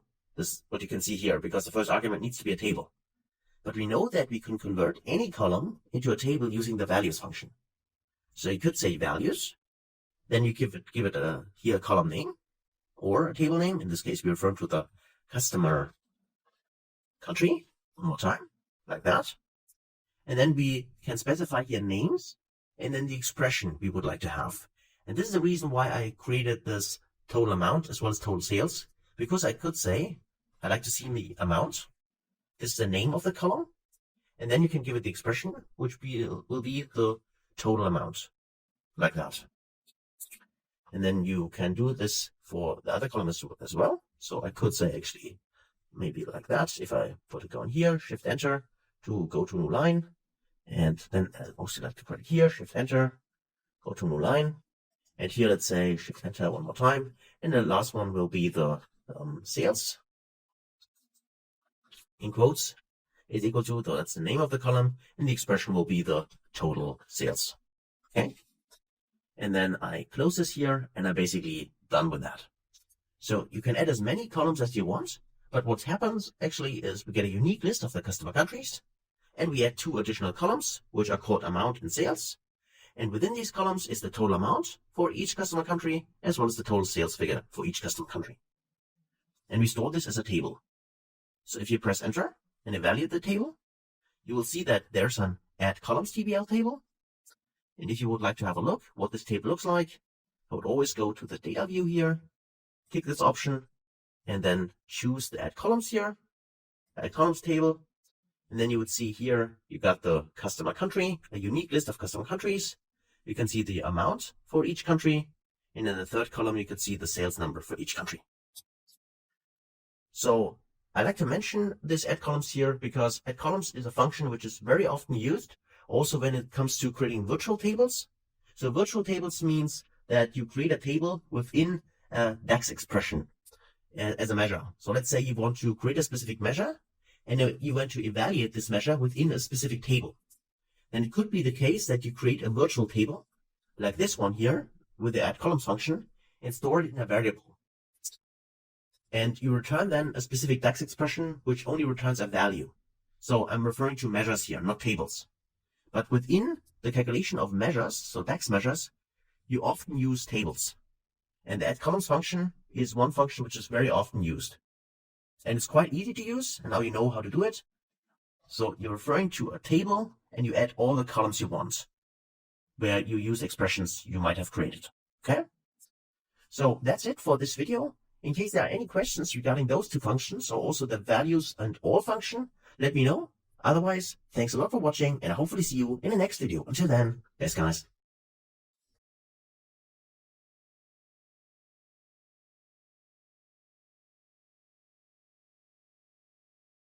Hey friends, welcome back. Now let's dive into advanced DAX and apply what we have learned in the last video. So I'm going to show you an example where you use those table functions to create virtual tables in DAX. So within an expression, a measure, to figure out how many new customers we have for each of the month. So let's actually first create a visualization here using our dates table and say I'd like to see my date. I can tick this option. By default, I get the hierarchy as long as I have the auto date time enabled. So in case you do not see the hierarchy, then the reason for this would be if you go to File, Options, and Settings, and under Options here, you can specify at the beginning, let me take this, whether this auto time intelligence, this auto date time, is enabled or not. So if you have a lot of date columns in your model and a big model, then I would highly recommend that you turn this off. In our case, we have a small model, so we can leave it on. And the reason for leaving this on is that we get then this automatical hierarchy, which is created for us. If you untick this option, then you would have to create the hierarchy yourself. Just wanted to mention this. So for small models, that's totally fine to leave this ticked. If you got bigger models, then I would recommend, especially if you have a lot of date columns, untick this option. Because this saves a lot of space and the model size will be much smaller if you untick this. So let me cancel this and let's go back to our use case here. So here we got our month, and let me untick the day and also untick the quarter, because all we need here is actually the year and the month. And let me also increase the text size a little bit. If I go to the value section here, so you see this better on your screens. So paste this here, and so you have it available. But of course, you can also download this from resource section. So the whole file will also be provided for you if you want to have a look at that. So now we get our date, and let's figure out how many customers we have. Well, the customers for each of the month is kind of easy. There are 2 ways to do it. We could use a DAX expression for that, or we could simply use Power BI itself without any kind of calculation, which means that we use any kind of field, let's say the customer ID. if let me scroll to customer ID, if I can find it, it's in the orders table, of course. So I need to search my customers. There's the ID. Of course, you could also use the search bar up there if you want. Now, if I drag the customer ID also in my table in here, drag and drop, then I would see a lot of IDs here for the customer. However, I don't want to see the value here. I'd like to see actually a count of those.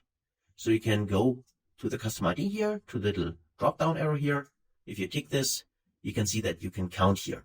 And if I say I want to count distinct, if I tick this option, then I will get here the numbers. So each of the customers which we had during each of the months. So for July 2020, for instance, we had 20 customers. In August, we had 18 customers and so on. And 89, this is the total amount of customers you have in the data set. So distinct customers, in this case, distinct customer IDs. So this would be one way to do it. The other way, as I said, just in case you're interested in that, use the distinct count function. So if you right click on the orders table and say, I'd like to create a new measure, and you go in this measure here and say, this will be our, say, unique customers is equal to, and use distinct count. So there it is, counts the number of distinct values in a column. So you can use this, and then you need to refer to a column name in a search for customer ID. To get exactly the same result, you can tick this option here, and you close the parenthesis, and you're good to go. So simply count without duplicates, distinct count of customer IDs. And if you evaluate this measure, you can tick the option here. Now it's available for you. And if you search for unique customers, there it is. I can tick my table, and then I can also tick this option to edit, and you'll see that you got exactly the same values here and here. So it's up to you how to do it. If you need the measure for several visuals, I would calculate it on my own. So I would do the distinct count here. If I only need it for 1 or 2 visuals, you could also do it like that you simply let Power BI do here an aggregation for you, specific aggregation you need. So count distinct, or maybe sometimes in a use case also count. Okay, so these are the unique customers for each of the month levels. But I would like to figure out what are actually our new customers. Now I know for a fact that new customers is or depends on how you define it. But let's say we define new customers as customers which have not ordered the last 30 days. Okay, so if a customer has ordered within the last 60 days, but not in the last 30 days, and then he or she reordered, then in the next month, we would consider him or her as a new customer. You can extend this, of course, but in this example, we used 30 days. Now let's actually create this measure. So let's right click on the orders table to make sure that we create the measure within the orders table. Then I click on new measure here. And there it is. And let me actually make this bigger and say, these are our new customers. Okay, let's call this new customers. Customers is equal to, let me go to new line, I press Shift Enter, and now let's define variables. And here we use the concept which I mentioned in the last video, which is virtual tables. So our new customers, so this measure, it is a measure, so it will return a value. So a single value, not a table. But we will use tables in order to evaluate what we want to return. We do this using variables because it's cleaner for code, and sometimes it also saves better for performance because we only evaluate it once. We say we create a variable which are our current customers. And this variable is equal to, and we refer to the values. Remember what it does. The values function returns here a unique list of whatever we give it. We use the customer ID, so customer ID, there it is. And we store it in the current customers. So this is our first virtual table. So values returns a table of a unique list of customer IDs, and we store it in the variable which we name current customers. Then let me press Shift Enter and go to a new line and define another variable. Let's say my second variable are my, let's say, customers. And let's say, or let's call this maybe no customer last 30 days. Okay, last 30D. And as I often say in my courses, feel free to come up with better names if you want, right? So maybe you have a certain specific syntax you use, then please do that. And there is something actually I miss here, which I personally always use or try to always use a simple dash in front of my variables, which I define. Simply something which I like to do. You don't have to do it, but oftentimes you can see this. So, and here I use another function or expression for creating tables.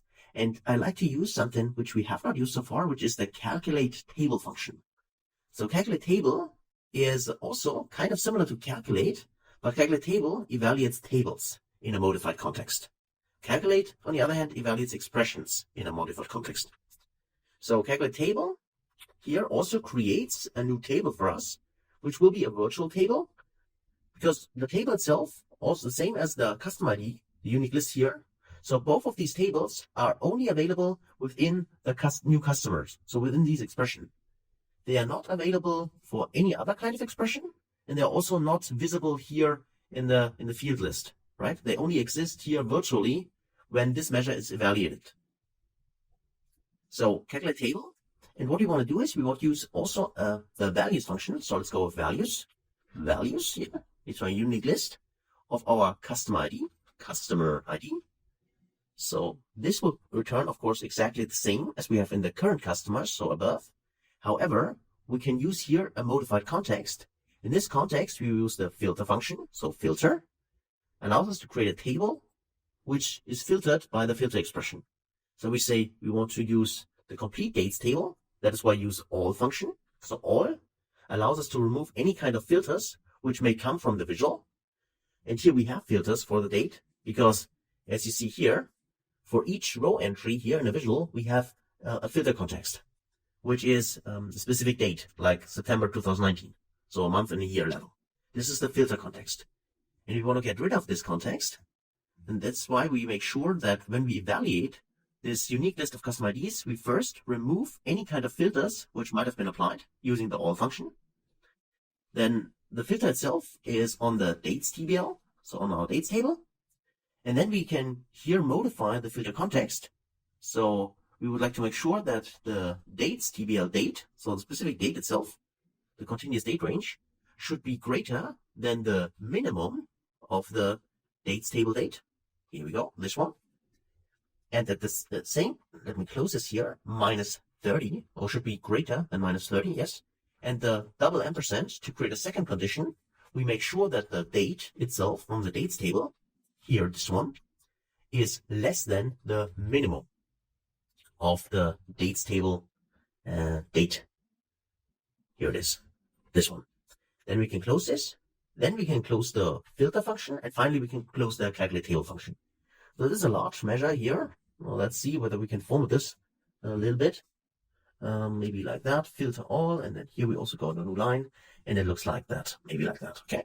So we can play around with this and figure out whether you get better formatting option, or use also formattings or DAX formattings, formatters which are available on the internet for free, if you want to do that. But let's figure out what we actually do here, just to explain this. So we create also a unique list of customer IDs. This here is exactly the same expression as above, but then we say we want to modify this. Instead of using all the customer IDs, we want to modify this table. That's why we wrap it in the calculate table, because this allows us to evaluate this table, but then filter it. And we do it by the second expression here. So we want to filter on the dates table, and then we make sure that first we remove any kind of filters. So this returns the complete dates table, but then we shrink this complete date table down by using the second expression here. So this means that we would like to see all the dates, but only dates which are greater than the minimum of the date minus 30, and at the same time are less than the minimum of the date. This is now referring to what we have in the view. So the minimum of the date here, this one, is for each row, the year and the month level. So the minimum here would be July 2019, here August 2019, here September 2019, and so on. And we say minus 30 because what this minimum refers to actually is not only, as an example here, May 2020. This minimum is actually referring to the 1st of May 2020. Because if you would evaluate here the maximum, then if you go down one more level to the day level, then this would be the 30th of May. So maximum would be the end of the month. Minimum is the 1st of the month. Okay, as you can see here. And we make sure that it should be, the date table itself should be greater than the minimum. So as an example here, the 1st of May minus 30 days. So we are on somewhere on the 1st of April then for this one. And at the same time, it should be less than the minimum, so less than the 1st of May. So that's why we always get, for each month, you can think of it like, for each month, you get the last 30 days. This is what this evaluates to from the dates table. And we only want to see here unique list of customer IDs, which appearing in this period here. And this allows us to shrink down the list of unique customer IDs based on this criteria. So these are the two virtual tables we create. And then always remember, if you create variables, you need to use the return keyword. So let me actually go to a new line here and say I'd like to return something. And what I like to return here is simply the count rows. So please count the rows. So count rows allows us to count the rows in the number of rows in a table. Now we have two tables here, but what we need is we need the intersection of those tables. So what we do is we say, or actually what we would like to have, actually the values which are not appearing, which are in this first table, so all the customers, but which are not appearing in the second table. So we can use another function, which is the except function. Here returns the rows of left side table, which do not appear in the right side table, right? So like that, and the left table is the first table which we created, so this current customers, and the right table is the second table we created, so this no customer last 30 days. And actually, maybe this name is a little bit misleading, because actually these are the customers, which the whole value is the new customers, but these are the customers which have been ordered in the last 30 days. Remember, because we use calculate table, and we want to see all the customer IDs in this modified expression. So all the customers which appear in the last 30 days. So I'm sorry for that. Let's actually, to avoid any confusion here, change this name. So these are the customers, not the no customers. These are the customers last 30 days. And also remove this one here. And we should be good to go if we select this one. And remove then this one. Okay, here we go. So this should now give us a result. And I think the name here is much better. So sorry for the confusion here. But these basically evaluate only the custom IDs which are in the last 30 days, considering the current row we are in. Okay? So that's it. And then with the except, we simply say, please return all the custom IDs, but not those which appear in the last 30 days. That's what you hear with the except function. And then we simply count the rows of this new table, because the except also returns a table. Okay, so we have a lot of table functions here. Well, that's why I think the last video was kind of interesting and good. But we use the values here. We use the calculate table in order to modify a table based on the values function. We use filter. Filter is also a table function, because you see that we use the date table and we filter this date table down by the second expression we give it here, right, as a second argument. And then we use the except function, which also returns a table. Simply it's kind of a left anti-join, right? So all the values which are in this table but not appearing in this table. And then we simply count those values, because what we create here at the end of the day is a measure, and a measure cannot return a table. But the count rows then simply counts the numbers which are appearing in this table. And the number itself is a value, and the value can be returned by a measure. So kind of complex, but as I said, it's an advanced DAX here video, and with a lot of table functions and also virtual table functions. So let's actually evaluate this now. Let's press enter to evaluate, and let's see what we get and the measure itself. So here we go, new customers. And now if we add this to the visual itself, we should see a different number here. So if I tick this new customer option here, we see that now at the beginning, of course, these are exactly the same, but then you will see differences here. As an example here, in August, we had 18 customers in total. That is true. However, if we take a look at how many customers actually have been in August, but have not been in July, so in the prior month, then we can see 14. So here we got 14 new customers which have not ordered in the prior month. So obviously 4 customers ordered in August, but they also ordered in July. That's how you can interpret this. And the same is true then for all the other values in here, right? And I said this new customer here, this of course depends on the business and on your personal logic. Maybe you say 30 days is not what I consider new customers. Maybe it's 180 days, maybe it's 90 days, whatever, right? So it's up to you. But the main key point here is really using those table functions in various contexts here. And that's what we did. Hopefully you understood what we did. Please take a closer look at the formula, try it out yourself. And as always, thanks a lot for watching, and I can't wait to see you in the next video. Until then, best guys.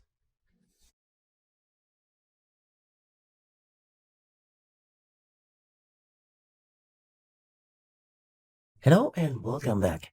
Now in the last video, we dived deep into table functions and evaluated here the new customers.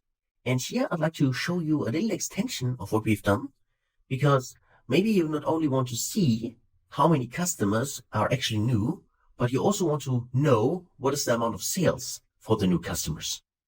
So how to do this? Well, actually, this is now pretty easy because the hard work was already done in the last video.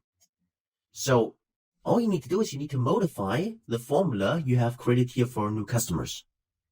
So before we do this, let's actually visualize what the total amount has been for each of the months. So we can simply do this by adding an additional column, which is in our case the total sales which we've created. So if you add this column to the table, you should see here the total amount of sales for each year-month combination. And let me also format this maybe. If you go to the totals here and go to the formatting using your currency symbol, if you tick this option, you should also see it. Here's US dollars, and I don't want to see this auto, so this is a little too much for me. So let's say 2 decimal numbers here, and we should see a format which works better, at least for me. Okay, so this would be the total amount of sales. That was quite easy. But now, what is actually the amount of the new customers? So in the second column here, what is the amount of sales concerning the total amount, 31,000, for this 14 new customers? Well, in order to do this, let's go back to the measure we have here, the new customers. And let's take a look one more time. So the hard work, as I said, you've already done in the last video by creating actually those two here, those two virtual tables, and then simply do an accept here and count the rows. Now, the only thing we need to modify is actually that now, when we want to have the total sales, instead of only seeing the amount of new customers, we'd like to remove the count rows and evaluate another measure. Because we need to evaluate the total sales in this context, right? And to do this, remember, if you want to modify a context for a measure, then you want to use calculate. So let's say I'd like to calculate something, calculate. Now, the second or the first argument here for the calculate will be an expression. The expression we want to evaluate is the total sales, right? So we want to know what is the total sales, but not the default total sales, because this is what we already see here, right? If I shrink this, this is the default total sales without any modification. And we want to modify it in a new context. And a new context here in the filter in the calculate function always needs to be a table. So this is something you need to know, that the filter here, the filter expression in the calculate function, will always return tables. Even an expression like sales is greater than 10,000 under the hood will be converted into a table from Power BI automatically for you. So now we know we need to have any kind of, table which we give, which the total sales should be evaluated. Why not using a table which already exists? This one. So remember what I said in the last video, except creates a table for us. So if we use this anti-join, left anti-join table, so only having the customers which are new in this case, then we can simply put this as the argument here, as the filter argument in the calculate function. And this is actually all we need to do. This is the whole modification. So instead of only counting the rows, we want to evaluate the total sales in a modified context. That's why we use calculate. And the table on which we want to evaluate the total sales is this table, which only contains of new customers. And as soon as if we do this, of course, I want to copy all of this and press escape because I don't want to modify the customers here. I simply right click now on the orders table, go to new measure, and then I paste this inside, exactly the same formula, The only thing I need to modify, of course, is a name here, because the name, of course, is can only be unique. So I simply type it new customer sales, and we are good to go. The modification here I have still in place. Calculate the total sales. Okay. And now if I evaluate that, I got my new customer sales here. I can tick this option and also go to the formatting option here and make sure this should be, let's say, US dollars. Click this option here. Okay, here we go. We can also shrink this. And now let's also add this to the table here. Click this table and say I'd like to see the new customer sales. You can tick the option here, and then you see here's the difference, right? So for the first month, where the values are exactly the same, the total sales would be the same. That's, of course, is clear. But then in August, the total sales amount was here 31,000 and so on. But the amount which came from new customers here is 24,000 of these 31,000. Right? And the same is then true for all the other measures you can see here. So here we only evaluate the sales which came from new customers, and new customers are all the customers which have not ordered the last 30 days. This is the current, of course, the current logic we have implemented. And if you want to know this as a percentage of the total sales, it's quite easy, right? You only need to divide the new customer sales by the total sales. And by the way, if you do that, then you probably know that we would like to use the divide function for that. You could also divide new customer sales by total sales directly, but I personally prefer the divide function because it allows us to safely divide and also avoid division by zero errors. So let me show this to you just to have this complete. If I right click on my orders table to create a new measure, I can tick this option here and say this will be, let's say, new customer sales %. Percentage symbol is equal to, and I say I use divide function here. So save divide function with the ability to handle divide by zero case. And then we specify the numerator, which in this will be our new customer sales. We can specify the denominator, which will be the normal, so the total sales, without any kind of modification by calculate. And then you can specify an alternate result if you want, or you leave it blank. It's optional. I leave it blank for now. I still can handle division by zero errors here. And I evaluate this, press enter. And we got our measure here as well. So this one.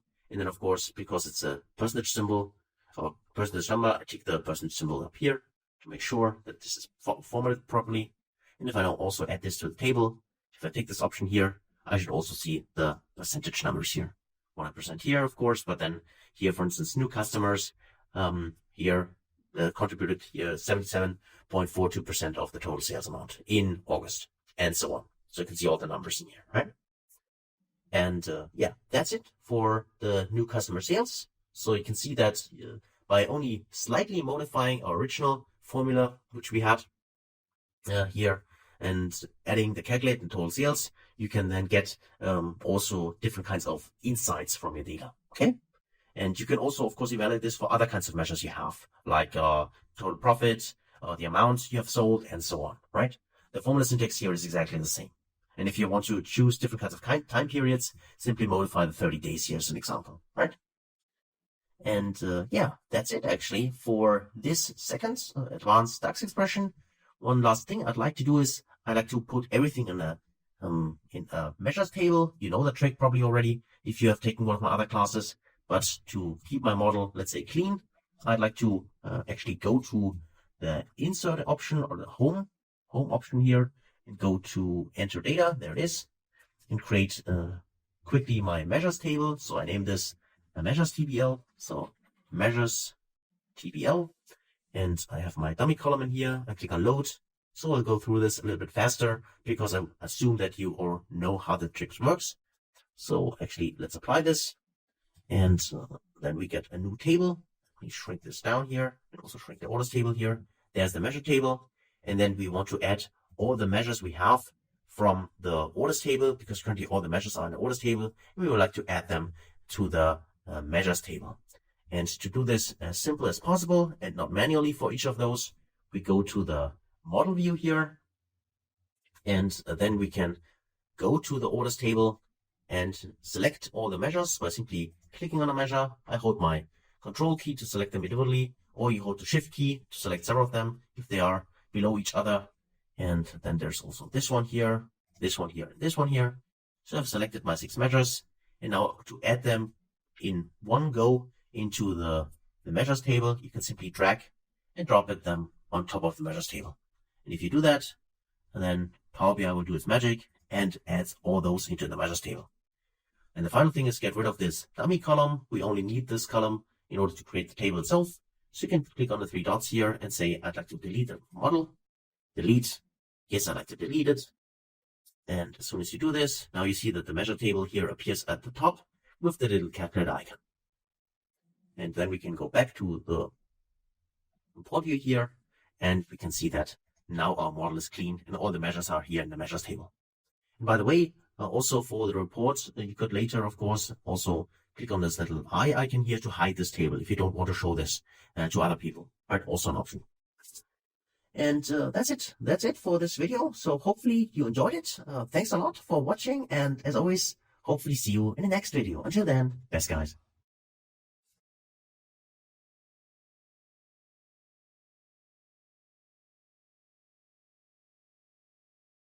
Hey friends, welcome back. Now let's do one final evaluation on our table concept, which we have done so far. So let's say we would like to figure out customers we have lost. Now, again, it really depends on the business you are running, right? Because you could say I have a business where my customer base needs to order at least once a month, or maybe more often a month, because we are selling groceries, for instance, or we utility company, we are selling a product which customer needs on a daily basis or on a weekly basis, anything like that, right? So then, of course, you would consider a customer you have lost differently concerning the time period than maybe a company which sells automobiles, so cars, right? And things like that. So, as I said, it depends on the specific business. But the concept itself, you can apply this to each business you want, right? So each of your use cases. Now, let's say we specify customers lost as customers which ordered within, let's say, the last year. So let's say the last 365 days, but have not ordered in the last 30 days. So how to actually figure out how many customers we have lost, if this is what we would consider as a lost customer. So you see, again, it really depends on the business context. But if we do it, we could use some kind of similar measure to what we've done so far with the new customers. And that is why I will copy a little bit of the formula so you don't have to write everything again. Because I think the concept is clear, but of course we go through this one more time. So if I say I'd like to see my new customers, the measure one more time, this one here. So that's fine, and we need to do something kind of similar. However, what we like to do is we like to use this calculate table function. So we can copy what we have here, this concept here. So because this is what we use. So customers which have ordered the last 30 days, which are these, right? We already talked about that. I can copy this, and then I right-click on my measures table to create a new measure. So, and this new measure will be called customers lost. Okay, customers lost is equal to, let me press Shift-Enter to go to a new line, and then I will define variables. So let me actually paste maybe this inside already. So we got our first variable in here, which is this one here. Maybe, of course, you could go in here like that. Tab. So this is where we specify all the customers which have ordered the last 30 days. And we need something kind of similar to that for customers who have ordered in the last 365 days, but not in the last 30 days. So it's kind of actually the same formula as here. So let's actually copy this and maybe go into here and paste this inside. So we got our second variable. However, we need to modify this because this is, of course, last, let's say, last 365 days, like that. And actually, it should be 365 minus 30, right? But I get the concept if we talk about that. So we want to calculate the table also. We evaluate here the customer IDs. We make sure that we only get the customer IDs which are in the dates table, but only those which have been ordered by where the dates table is greater than the minimum of the dates table, minus, not minus 30 now, but minus 365. Okay? So this makes sure that the bottom, so the lower threshold we set, is actually the specific date we have in the visual. Let's say, in this case, if it would be, example here would be April 2020, then of course the 365 prior days, it would be April 2019, right? More or less, depending on what kind of year it is. But I think you get the point. So this is what we store here. And then at the same time, we want to make sure that it's not in the last month. That is why we say the dates table is less than the minimum dates table. And here we subtract now the 30, minus 30. Okay, like that. So this allows us, of course, this must be behind this, like that. Okay, here we go. So this allows us now to evaluate all customer IDs from the last 365 days, which do not appear, or in this case, we remove the last 30 days. And then we evaluate here all the customer IDs which appear in the last 30 days, right? That's what we do here. And now the trick, of course, when we return something is the same as we've done before.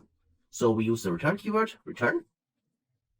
And then we specify here for our return that we would like to see here the distinct, in this case, the count rows. So count rows here and evaluate here again with the except function, which we already know here, all the rows which are in the customers, so in the first table here, these ones which do not appear in the second table. So customer 30 days, this one here, okay? So use all the customers in the last 365 days, which do not appear here in the last 30 days. That's what this expression can evaluate here. You can close this now, and then you can also close the count rows function. And that's basically it. So a slight modification actually of this one here, but this here is actually kind of a copy of the second one. We only modified here the number of days. And this, of course, as I said before, depends on your use case, your business use case. You can modify this to whatever kind of numbers you want. So let's evaluate this for now. Go on here. Okay, we got the customers lost. And let's actually also use this table, so you don't need to recreate it. And also add this last measure in here, like this one here. And then we can see the different kinds of values in here. And if I scroll down, I see a slight little issue here, because you see that it also evaluates here further to the end. So all these months here. So this is not what I want. I want to get rid of those because here I have the blank entries. So we need to modify our measure a little bit. If we go back to the customer lost and want to make sure that we only show this if we actually have customers. So we could check for that, whether there are distinct customers in the view. Because remember, we have a measure created, which is referring here to this unique customers, we called it. And unique customers here is the distinct count of customers. And these unique customers appear until May, because this is the last entry in the data set. And then unique or distinct count customers or unique customers is empty. So we can check for that. And ensure we only evaluate the lost customers if we actually have a value for unique customers.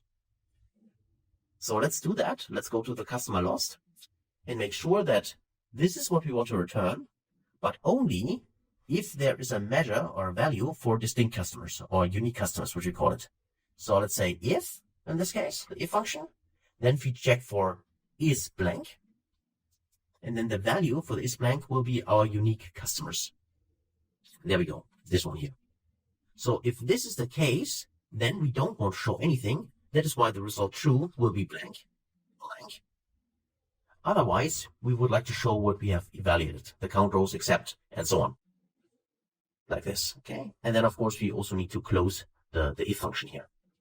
So let me actually also go here and maybe go inside here. Here, evaluate that like that. Okay, and we're good to go. So this just checks whether there is actually a customer in the specific month. And if there's none, then don't show anything. Otherwise, do exactly what we have told you to do.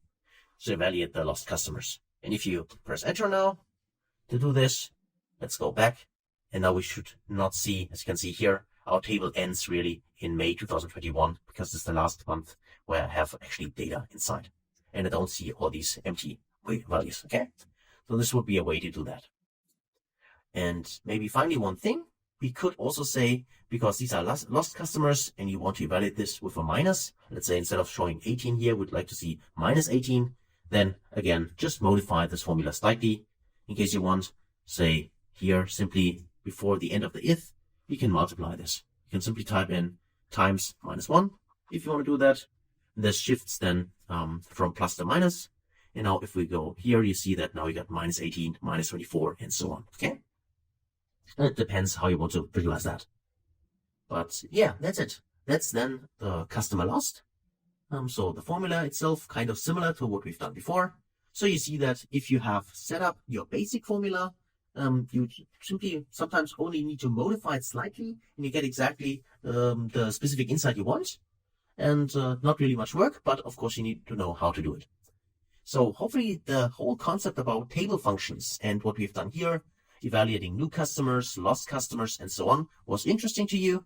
Now, that's actually it, the last video for the series about table functions, but it was interesting, was advanced. So please take a closer look one more time. It's always good to rehearse, but I'm sure you get it, and I hope very much that you can use this in your future projects. So thanks a lot for your attention, as always, and I wish you all the best. Hopefully see you in the next video. Until then, thanks guys.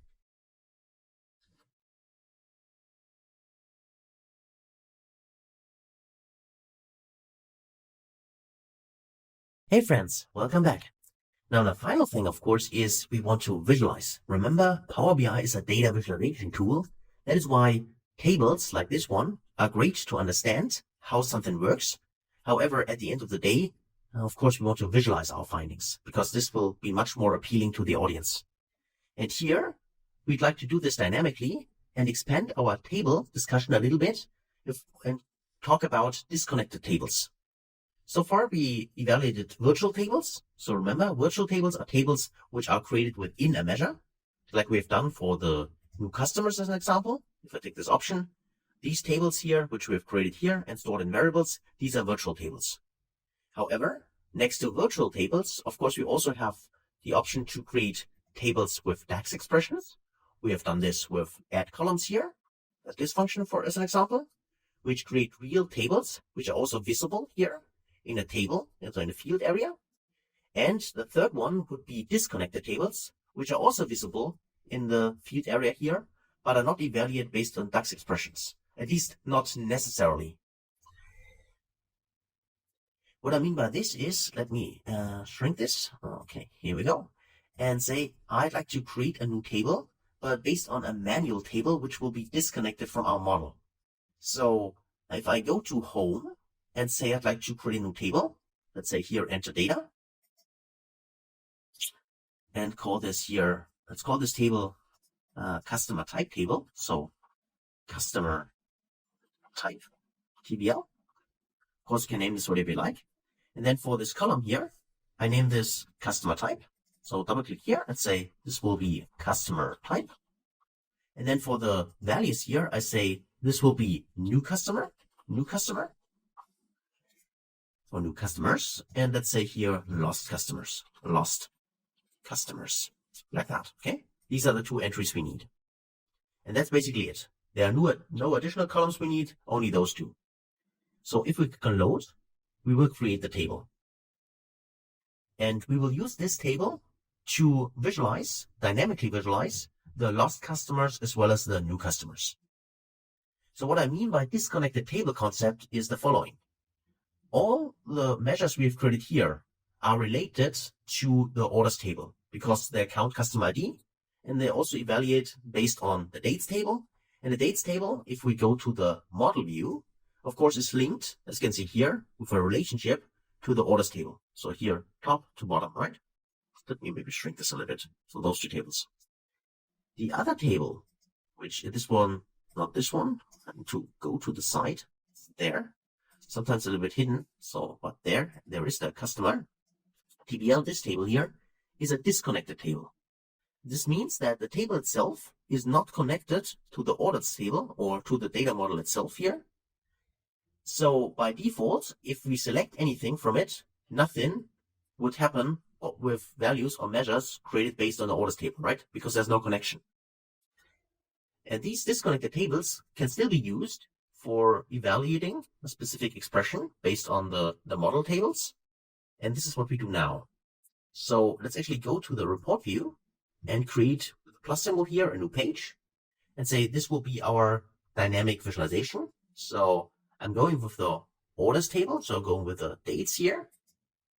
And then I want to evaluate here something. So instead of using it as a table, I like to see this actually as a bar chart. So here, the columns. So that's fine. For now, we don't see anything, of course. And now we need to evaluate an expression here.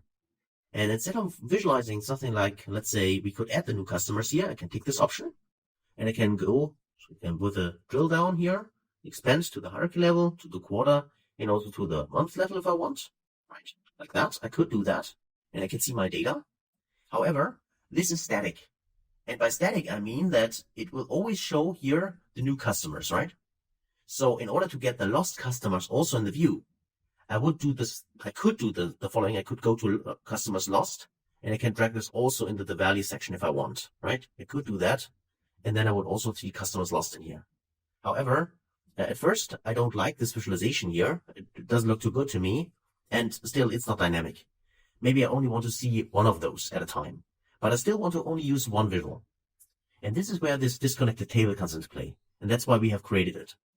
So let me actually remove the customers lost for now. Let's create our final measure. Let's say right click on the measures table and create the measure. Okay, here we go. Let's actually make this bigger. And here it is. Okay, that's the measure. And we say this will be our customer type. Oh, let's call it. Let's call this dynamic customer type. Okay, so it's equal to. And now I go to new line, press Shift Enter and a tab. And I want to use the switch function. So switch is a kind of if you want. So it returns different results depending on the value of an expression. Okay. So we need to evaluate something. And the evaluation could be, and this is often the case, that you actually use the switch in combination with the true function. So if you type in true, then you need to check various values. So in this case, value 1, value 2, and so on. You can use additional and as much as you want. But you evaluate the specific value, the expression, or the value itself. And if it is true, then you return the result. That's why we use the true as an expression here in the switch statement. So please return the result for which the value is true. So let's say switch true. And then as a first argument here, I say selected value. So selected value, value. That value, I need to spell it correctly. Okay, selected value. And now we're referring to our customer type table. So where is it? Customer type, TBL. And there, the customer type. So if this is equal to, what do we call it? I think new customers, right? New customers, like that. Then, if this is the case, then it's actually, first, of course, I need to close this one. This will be the result here. If this is equal to new customers, then what I like to do is as a result, I like to use the new customer measure like that. And then as a second, to kind of something similar, to go to line, let's say selected value. And then I say here, I want to use the customer type TBL again, the customer type. If this is equal to lost customers, so lost customers like that, then of course, here I also forgot the closing parenthesis here for the selected value. If that is the case, then I'd like to see my lost customer measure. So customers lost, we call it. Customers lost. Here we go. This one here. And then you could also specify as an else a default value. Let's say the default value, we would like to see the new customers. So we'd have to focus on the positive, right? So new customers. And then we can close it. And maybe we'd like to go inside here and do the same. Go inside here and have it a little bit formatted at least. Okay, so that's it basically. So evaluate please the true, whether the selected value from the customer table is new customer, then please show the new customers.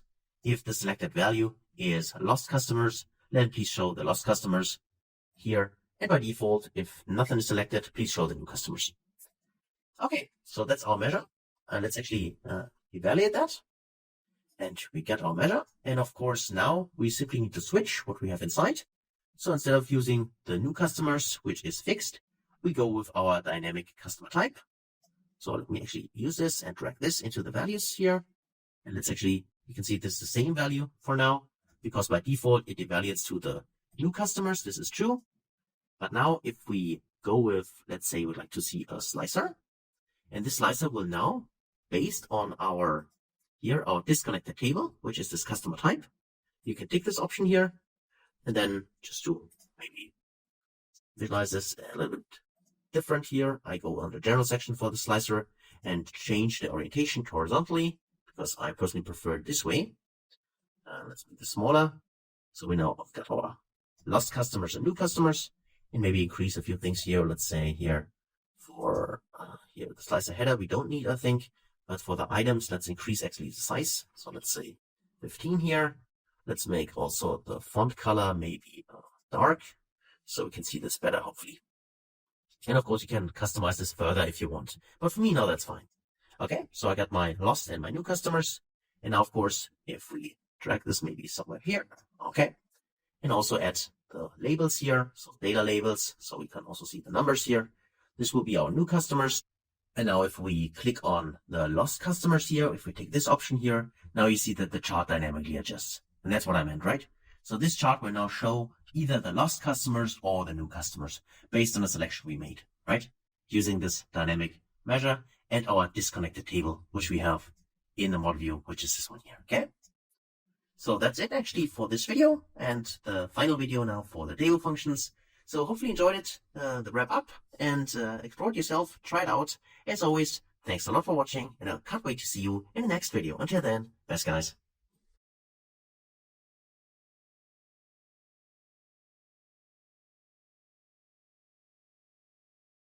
Hey friends, welcome back. Now let's dive into a common problem which often arises when it comes to a data source like I have here, which is, what if I like to compare my sales for a specific day versus the prior day sales? And I'm going to show you what I mean. If I if I go to my orders table, let me actually make this smaller. From the orders table, the order date. Let me tick this option here. And then let me also, if I go to the formatting option here, make sure that I only display the day, month, year level in here. And I also like to maybe increase the text size so you can see this better on your screens. If I go to the formatting option and values, I can then tick here the text size, let's say 15. Okay. And we are good to go. So we can see here we got the order dates, and we got here the 4th of July starting 2019 and so on. And if you want to display the total sales, let's tick this option here. You would see here the total sales amount for each of those days. So far, so good. Now, what if I like to compare this now to my previous day sales?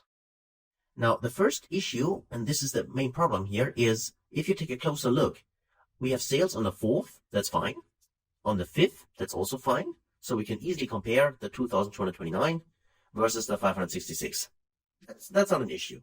However, then we have a gap, because here we have the 8th of July. So obviously we have no sales data for the 6th and the 7th, for whatever reason. But this continues through the data set. So we got here, for instance, 9, 10, then 11, 12, but then there's no 13, 14, and then there's 15, right? So obviously we got sales or days in this data set where there have not been any sales. Now, what I would like to do here is I'd like to compare, let's say here's an example, the 2,760 versus the sales of my previous day. Now, the previous day would, in my case, then not be the 7th of July because there were no sales. I would like to see actually the comparison based on, in this case, the 5th, right? Because this was the last day where we actually generated sales. And I'd like to know on the next day, on the 8th, do we better as last time or worse? And in order to say that, I need to compare this to the prior day where actually sales have been generated. Let's first do it wrongly with a time intelligence function, which is available for us, which is the previous day option. So you could say, I right click on the measures table, go to new measure, and say, oh yeah, that's easy. I just figure out the previous day sales. I say previous day sales, and I call it wrong. So it's a long name, I know, but as I said, feel free to come up with better names if you want. So, but this is the wrong way to do it. We say, I'd like to calculate, because I need to modify the filter context. Remember, I'd like to see not, for instance, for the 12th of July. I'd like to see not the data for the 12th, but from the prior day. That is why I need to modify this context here. And this is why we use calculate. Then for the expression, we say, I'd like to see here my total sales. That's fine, total sales. And then as a filter, we specify the previous day function. So here you can see it returns a previous day. And in our case, we're referring to the orders table and then the order date. So from the orders table, the order date. Here it is. We can close this and also then close the calculate function. And we say, yes, we have done it. We are good to go. Let's evaluate that. And let's just see what we get. Okay, there's our previous day sales. And if we go now to our, in this case, our table, just evaluate that and go to the previous day sales, click this option and we see what we get. So obviously here, this works perfectly because we have sales for the prior day. But then here, for instance, for the 8th of July, for 2019, we get a blank. And the reason simply is because there is we don't have any sales on the prior day, which would be the 7th of July. And then the same is true for a lot of different other rows, right? Where the data is simply not there. So obviously this does not work. So what do? Well, we need to modify this and need to dive a little bit deeper into DAX. So what we would like to do instead is we'd like to create a measure which returns us exactly the prior day. Okay, that's what we need to evaluate here. So to do that, let's create the measure. Right click on the measures table and say, I'd like to create a new measure. And this will be previous day sales. So let's call it previous day sales is equal to, and let me go to new line, press Shift Enter, and also make this bigger. And now we create a variable var. And within this variable, we would like to store actually the last day. We'd like to store, or to be more precise, the maximum day of all the days prior to the day we evaluate in here in the table or whatever kind of filter you use. So please evaluate the maximum day to this day. So all the prior days, in this case from 4th to 11th, so all of those, and only return the maximum day where we have actually sales, right? For the 12th, it would be 11, so the table's fine. But for the 15th, for instance, the maximum day should be the 12th. And this is what we try to calculate using DAX. So let's go back to the measure and define here a variable and say, this is the actual previous date or day. And let me also use the underscore just to be here consistent. Okay, is equal to. And now we go to line and I evaluate the max x expression. So again, remember all the x functions are iterator functions. That means their first argument is always a table because they iterate row by row through this table. Now the table for us will be a filter table. That's why we use the filter function. And we can use the filter function because the filter function returns a table, which has been filtered by the second expression, the filter expression, but still it returns a table. And that is why we can use it as the first argument in the max x function. So we want to filter the orders table. We would like to make sure that we remove any kind of filters from the order table. So we use the all function. Then we give it the table itself, which is the orders TBL. And then we want to make sure here, of course, we could also do this, format this a little bit, go a new line here, and also go a new line here, maybe like this. So all orders. And then we make sure that the orders date from the orders table. So orders date. So orders TBL date. Where is it? There it is. Order date. Okay, just to show that. So that this date is less than the selected value. So here returns the value when there's only one value in a specific column. Otherwise returns all the alternate results. So selected value from the order date, from the orders table. This one here. And then we can close this. And I can also make sure that this here close in the filter function so that this is the expression we want to have. And from the expression which will be returned by the maximum, even though it's called expression here, it could also refer to a table, a column. And this is what we do here because we want to return the order date. So order date from the orders table. That's it. Okay. And maybe you go to new line here as well to have this one. And okay, here I need to simply go inside like that. Okay, like that maybe. And I think might be an issue here. So let's actually go back. Yes, that's what I want. Just a second. Go in here. Go to line here. Just to have this together because you can see here there's an issue regarding this. Okay, like that. Let's close this here, and that's actually it, which we want to evaluate. Okay, so that means please return the maximum of a filter table. This filter table will contain all the orders which are less than the selected value from the orders table. And this selected value, this one, is coming from the view you have. In this case, a table, but could also be any kind of bar chart or whatever kind of visualization you have. So the selected value here for this row would be the 16th of July.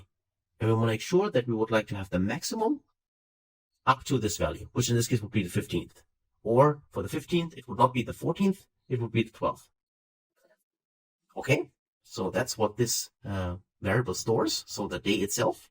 And now we can go to a new line here and say you'd like to return something. So use a return keyword, because you use a variable, you also need to return something. And for the return here, we simply specify I'd like to calculate. My expression will be my total sales, because this is what we evaluate here in this context.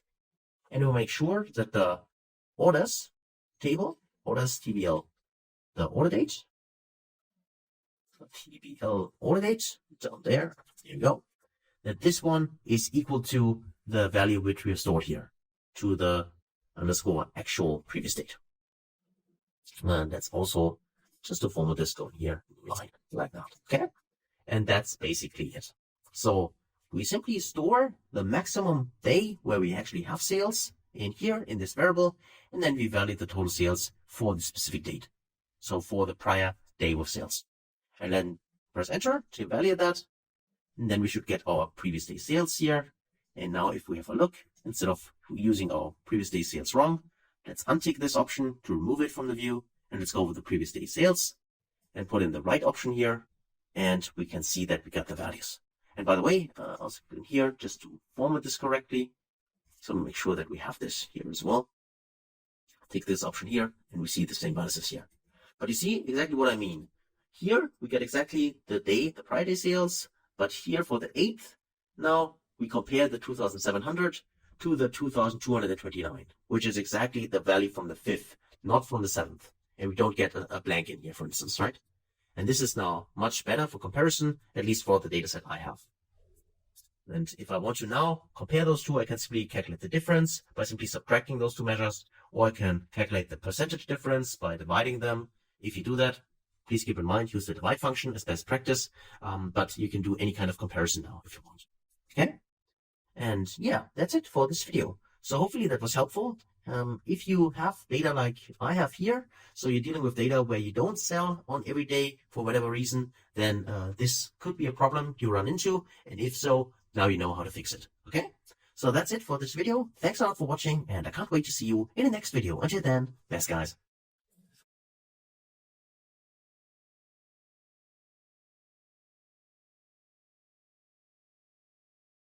Hey friends, welcome back. Now let's say we would like to evaluate the performance of our employees. So let's say I'd like to rank my employees based on the sales figures which they created for us. However, instead of showing all our employees, I only like to see my top 3 employees and then group all the other employees into a box called others. How do we do that? Well, we can use a calculated column for that. Remember, in Power BI, we have the option to create measures. We can create tables using DAX expressions, but we also can create calculated columns based on DAX expressions.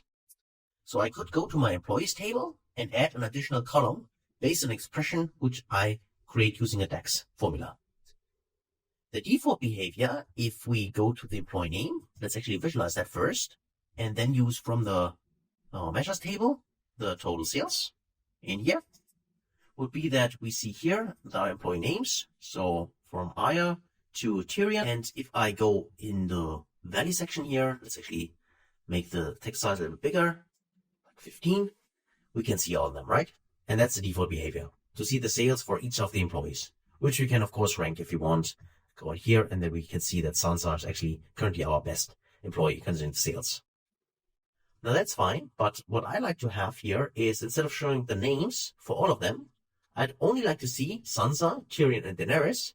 And then for the other ones, so sorry, John, and the other ones, you all should be grouped in others. And the way to do it, because here we have a dimension table, so we are on the one side of a relationship, we can go to the table itself, which is the employees table here. I can right-click on the table and say I'd actually like to create not a new measure, but a new column. So you can take this option, new column, and this column here should actually be the ranking, okay? So let's say employee rank is equal to, and then let me go to new line and define a variable. So let's say var. The variable will be the ranking. So let's call this ranking, and is equal to, and now I define a rank x function. So rank x allows us to rank based on a table. It's an iterator function, so we need to give it a table in the first argument. The table will be the employees table.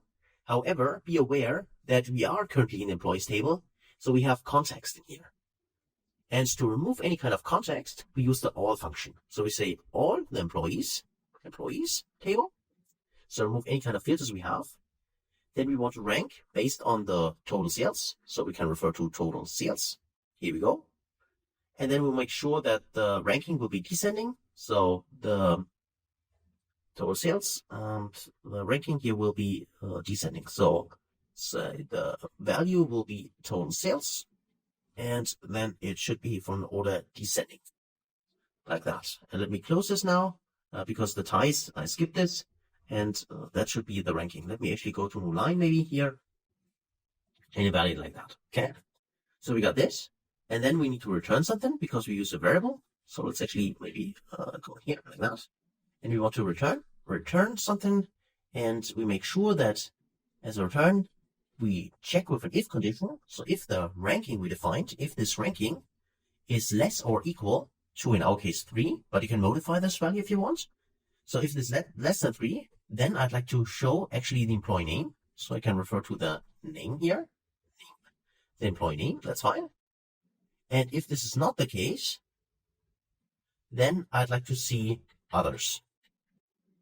And then I can close this, and we are basically good to go. So at first, we evaluate the ranking for the employees. We do this here in a virtual table because we only use the table within the calculation of this expression. The table itself does not really exist. It's not materialized. But we need to create it first in order to evaluate this ranking and make sure that only if the ranking itself is less than 3, then we'd like to see the name. Otherwise, we'd like to see others. And if we do this now, press enter to evaluate this calculation. Now we have the calculated column. You can see this with the symbol here. And if we now go to our table, and let's actually go to an employee rank, tick this option, we should see here, as you can see here, Sansa, Tyrion, and Daenerys, and then you can see a lot of others, starting from Jon up to Cersei, all the others. So that's how we can actually label them.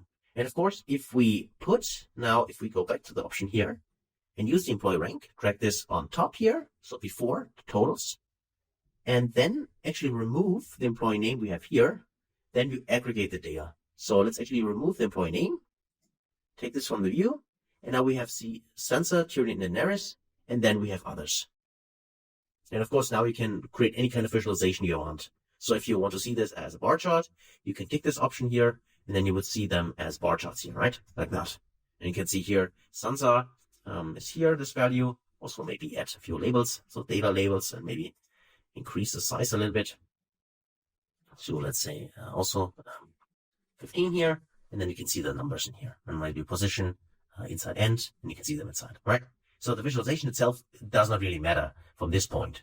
Of course, feel free to do the best kind of visualization you want and can, but the main point really was understanding how to use this calculated column and then aggregate all the others which are not our top 3 employees into this other category, into this other bucket. And then you can visualize that. Okay. So that's it for this video. Hopefully that was helpful. Maybe you have a use case for that. Then now you know how it works. I encourage you to try it out yourself. And as always, Thanks a lot for watching, and I can't wait to see you in the next video. Until then, best guys.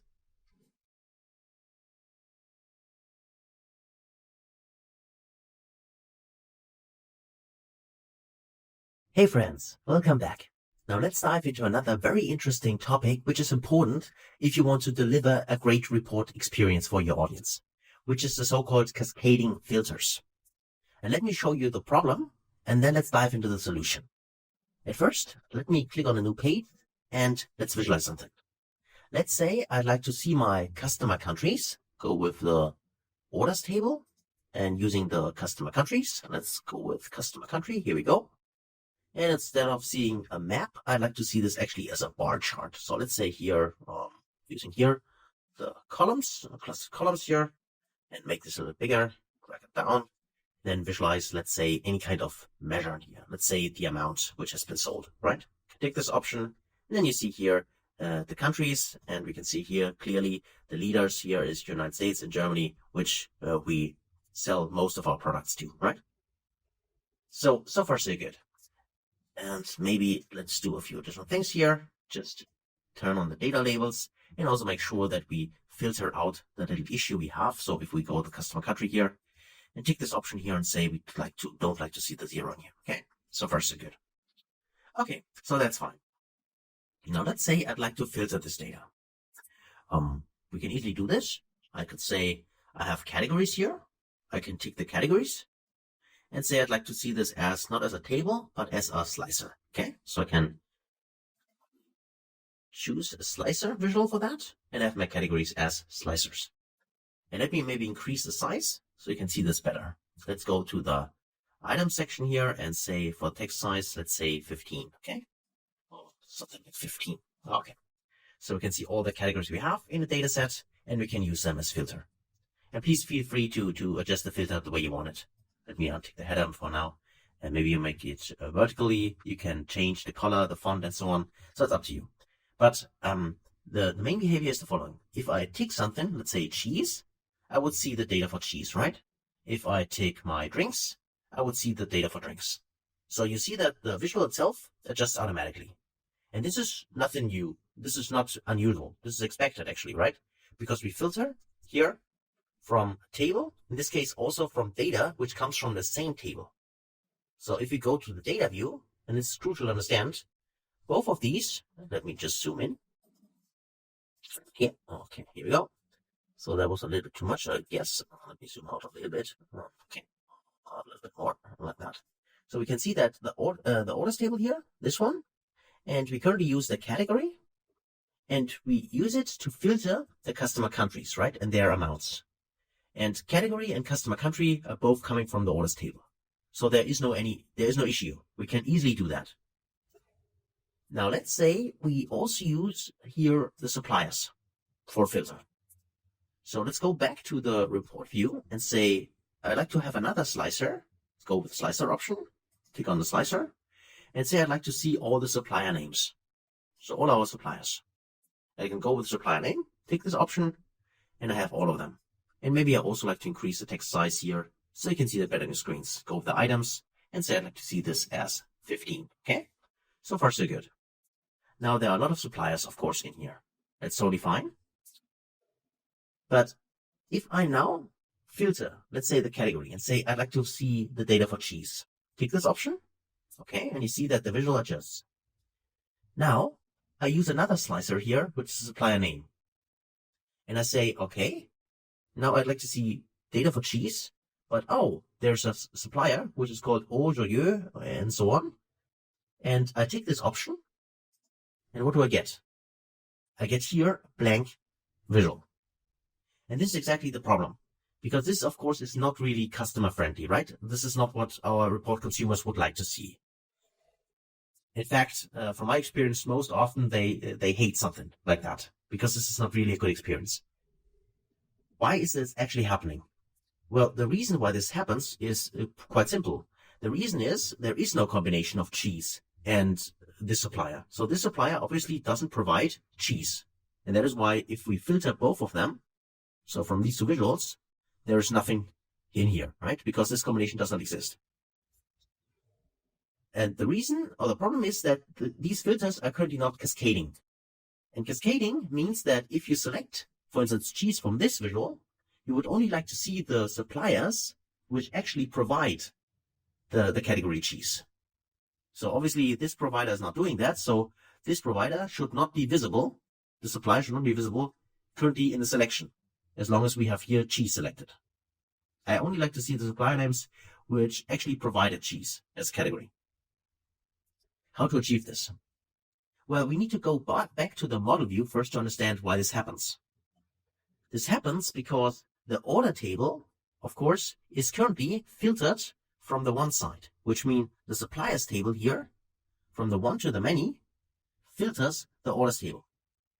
So I can use a supplier name to filter my orders table. However, I cannot use my orders table to filter my suppliers table. So if I choose a category, which is here coming from the orders table, I cannot filter to the suppliers which provide this category, because the relationship is from the one side to the many side, and the filter direction is from the one side to the many side. This is indicated by this arrow here. Now, the first idea which might come to mind, for instance, for me as well, would be, of course, well, let's turn on the bidirectional relationship. So instead of using the filter direction in one, so from one to many side, you can, of course, double click here to edit the relation, right? And then you can see this window, and you could say, I'd like to actually have cross filter direction into both, right? You could turn this on. However, this is something you would like to avoid. Because if you turn both directional filtering on, depending on the complexity of your model, this can at first slow your whole model down, so it costs performance.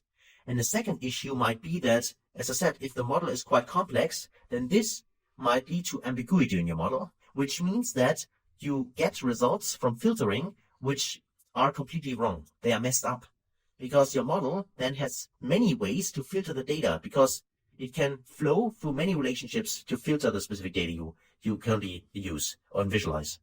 So bidirectional relationships are most often to avoid. So this is just best practice in my personal experience. Okay, there are use cases for using them, but most of the time, if you can avoid them, avoid them.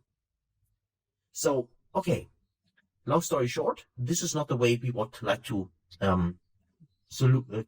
create a solution. So what else can we do? Well, we could go back to our report view here, and we can use actually a DAX calculation for that. Because all we need to ensure is, if we filter something from this table, then please only show the suppliers for which suppliers there's actually data in the orders table. And in this case, the filtered orders table. So the most easiest way to do it, which I really think is kind of neat, and that's why I like to share this idea with you here, is right click on, in this case, our measures table, create a new measure. So I tick this option here. And the measure is quite simple, because the measure itself will only be the orders. So let's call this count orders. And what it does is we use the count rows function, count rows. So count the number of rows in a table and referring to the orders table. And this is the whole DAX expression we need. So please count all the rows in the orders table, which by default, of course, would be simply a high number. So depending on how big your order table is. However, this can be used as a filter for the visual, in this case, the slicer. So what we do is we use the measure we have created here, and we select the slicer, which is in this case, this one here. And then we simply drag the measure inside the filter area of this slicer. So if we drag and drop it here, then we have the option to use any kind of filtering. And the expression we want to use is not blank. So if you tick this option like that, then the final thing you need to do is apply this filter. And watch what happens for our current selection, cheese here, with the supplier names. If we turn this apply filter on, if I tick this option, you'll see that now there are only 4 suppliers left. And these are the suppliers which actually provide the category cheese to us. So now I could go in here, select the first one, and you still see data, right? So that works completely fine. And you also see that if you click this one here, this is one which only provides cheese. And that is why the other options are gone here, because the filter direction from the suppliers table here to the orders table and therefore to the category, those are still in place by the model. Okay. So that works fine. If I untick this, then you can see all of them. And the same is true, untick this, then you see all the supplier names. If you tick on, for instance, drinks, then I would only see supplier names for drinks. If I tick on dessert, I would only see them for dessert. And if I tick something here, you see that this works perfectly. And this is the solution for this cascading filters. And this is a much better user experience because now you always show something in here, right? And don't have this, I select something from here, then from here, and for some reason my visual is simply empty then. This will not happen if you apply this cascading filters. And this is a really great trick, at least from my point of view, because you do it with a really easy to use DAX expression. It simply counts the rows. You add this to the filter to make sure that you only see the relevant supplier names and you avoid the issue with the bidirectional relationships in here in the model. Okay. You don't mess with that. Okay. So that's it for this trick. So hopefully you can use this. It's very often happening in reports, with my experience, and it's good to know how to fix that quite easily. Okay. So that's it. Thanks a lot for watching. And as always, see you in the next video. Until then, best guys.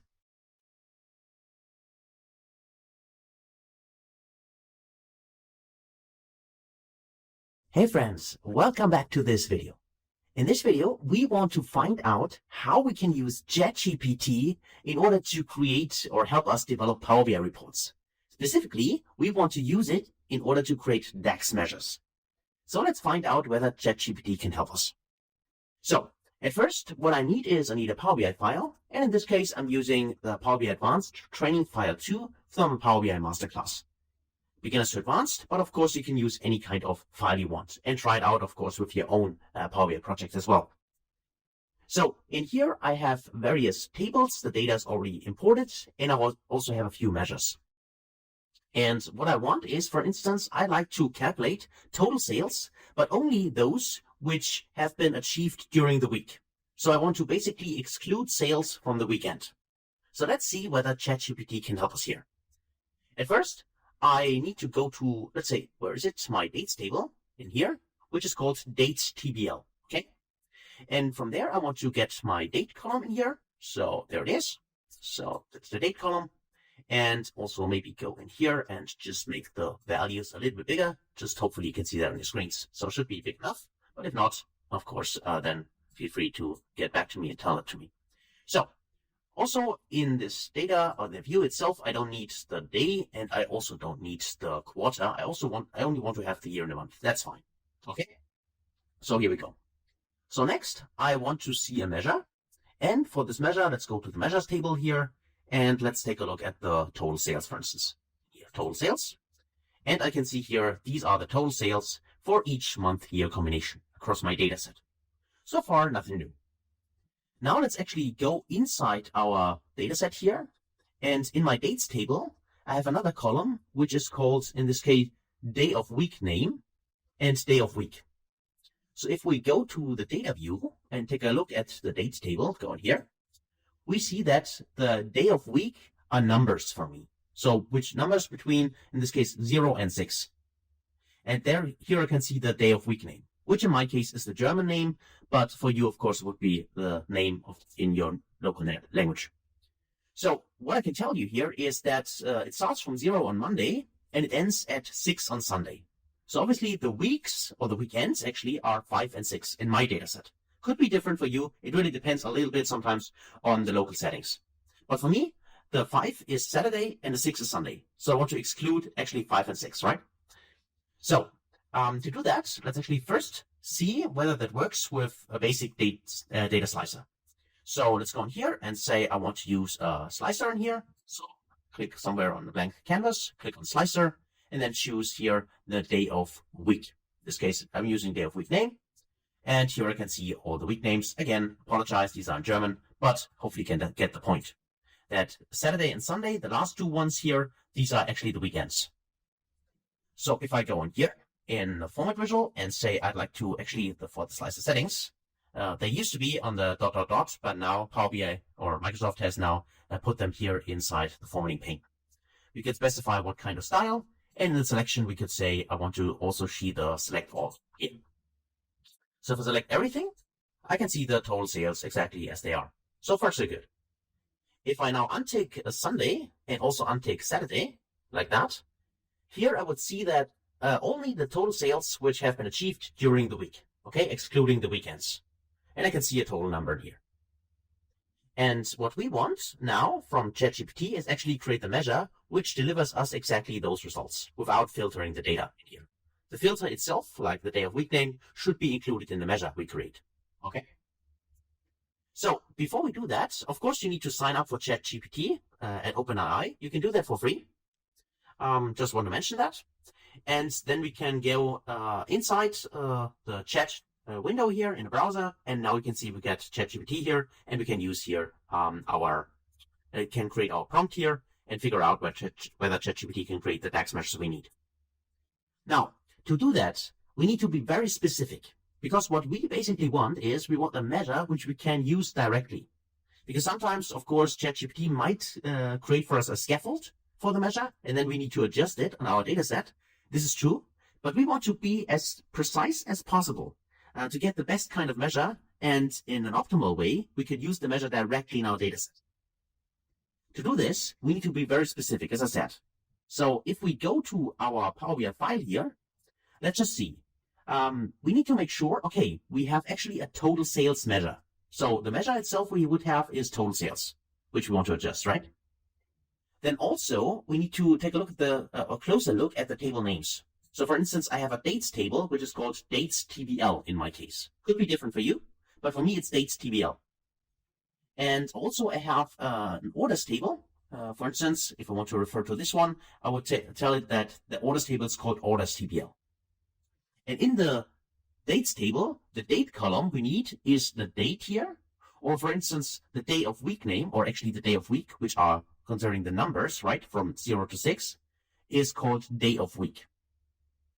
Okay, so I want to be very specific regarding the the names of the columns, as well as the names of the tables, when I tell ChatGPT what kind of script it should create. Okay, so having said that, let's go back in here, and now let's actually write here our script, or actually our prompt, in order to get the measure, right? So let's say I have a data set. In this case in Power BI, with a facts table called orders TBL, and it's actually capitalized, so orders TBL, I call it exactly this one, and dates table, and then say with name, so the name of the table is dates TBL, okay? As I said, really specific. Now the date column, in this case,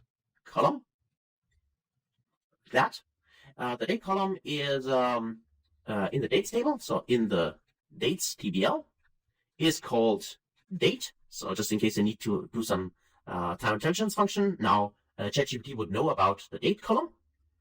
And the dates table, so now the interesting part, the dates TBL has a column here, in here.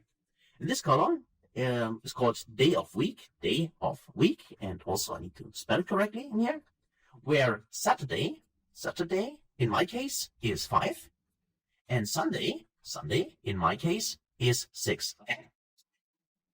So now I have a measure which I want to change, which is called total sales currently, right? Total sales. And I want to calculate in this case a measure, so a new measure, okay, like that, which returns, in this case, the total sales, but excluding, and I'll call it weekend days. Okay, like that. So that's my prompt, and let's actually execute this. And then now let's see what ChatGPT is creating here for us. Okay, might take a little bit of time. Depends, of course. In this case, I'm using the free version of ChatGPT, right, which I signed up for. So, of course, I'm not using the pro version, so it might take a little bit longer for me. Of course, if you use a pro version, you might get faster results. So you can see here now, okay, it starts actually generating text here. And now let's see the formula itself. So let's go total sales excluding weekends and calculate. Okay, total sales. Yes, that's my current measure. And I want to modify that. That's also true. And it filters the dates TBL, as you can see here. It's also using the correct names in here. And it says that the dates TBL day of week, which is the column we gave it, should be less than 5. Okay, so this actually looks very promising, as I have to say, because it looks really correct. And now let's actually see whether we get the results. So here it tells us a little bit more, but actually we are interested in code. So we copy this now. And okay, let's just see what it also tells us. Okay, dates table, day of week, less than 5, corresponds to weekdays. That's true. Total sales excluding weekend, days. Okay, that is the response we get. Now, as I said, I copy the code, and now I go back to Power BI. So open Power BI here, and now let me actually create a new measure. So I right-click on the measures table here, new measure, and now I paste this inside, and this is exactly the code ChatGPT created for us, right? And you can see here all the columns and the name of the columns and also the measures here are identified correctly because they are exactly the same names. So let me just, in this case, click on this one here, or press enter, just to create a measure. Here we go. And now let's actually take a look at the measure. I first tick my table here, then I tick the new measure, which ChatGPT created for us. And let's have a look. And we can see that actually that looks very promising, right? So we can see we got the same result here. We also got the same results as far as I can see here for the sales. And now if we, of course, now remove the filter to see our original total sales, we should still see the same result here, of course, 830,920. So let's select everything here, and you can see we get exactly the same result as before. Now, the total sales, of course, are now for all of the days of the week, but the excluding weekend sales are still the ones excluding Saturday and Sunday. And that's it, basically. So, as you can see, that ChatGPT can help us actually creating DAX measures and, building our report in Power BI for us. Of course, as you can see here, we need to be very specific if you want to have a very good result from ChatGPT regarding the column names you have, as well as regarding the data set you have and what you want to actually achieve. Also, please keep in mind that the more complex your data model is and also the measure you want to create is, of course, the more ChatGPT might give you more a scaffold than a really exact result. But still, it might be helpful for you. And that's it basically for this video. So hopefully you enjoyed it, and thanks a lot for watching. If you have not done so far, please give the rating to the course. It means a lot to me. Thanks, wish you all the best, and see you in the next video. Until then, best guys.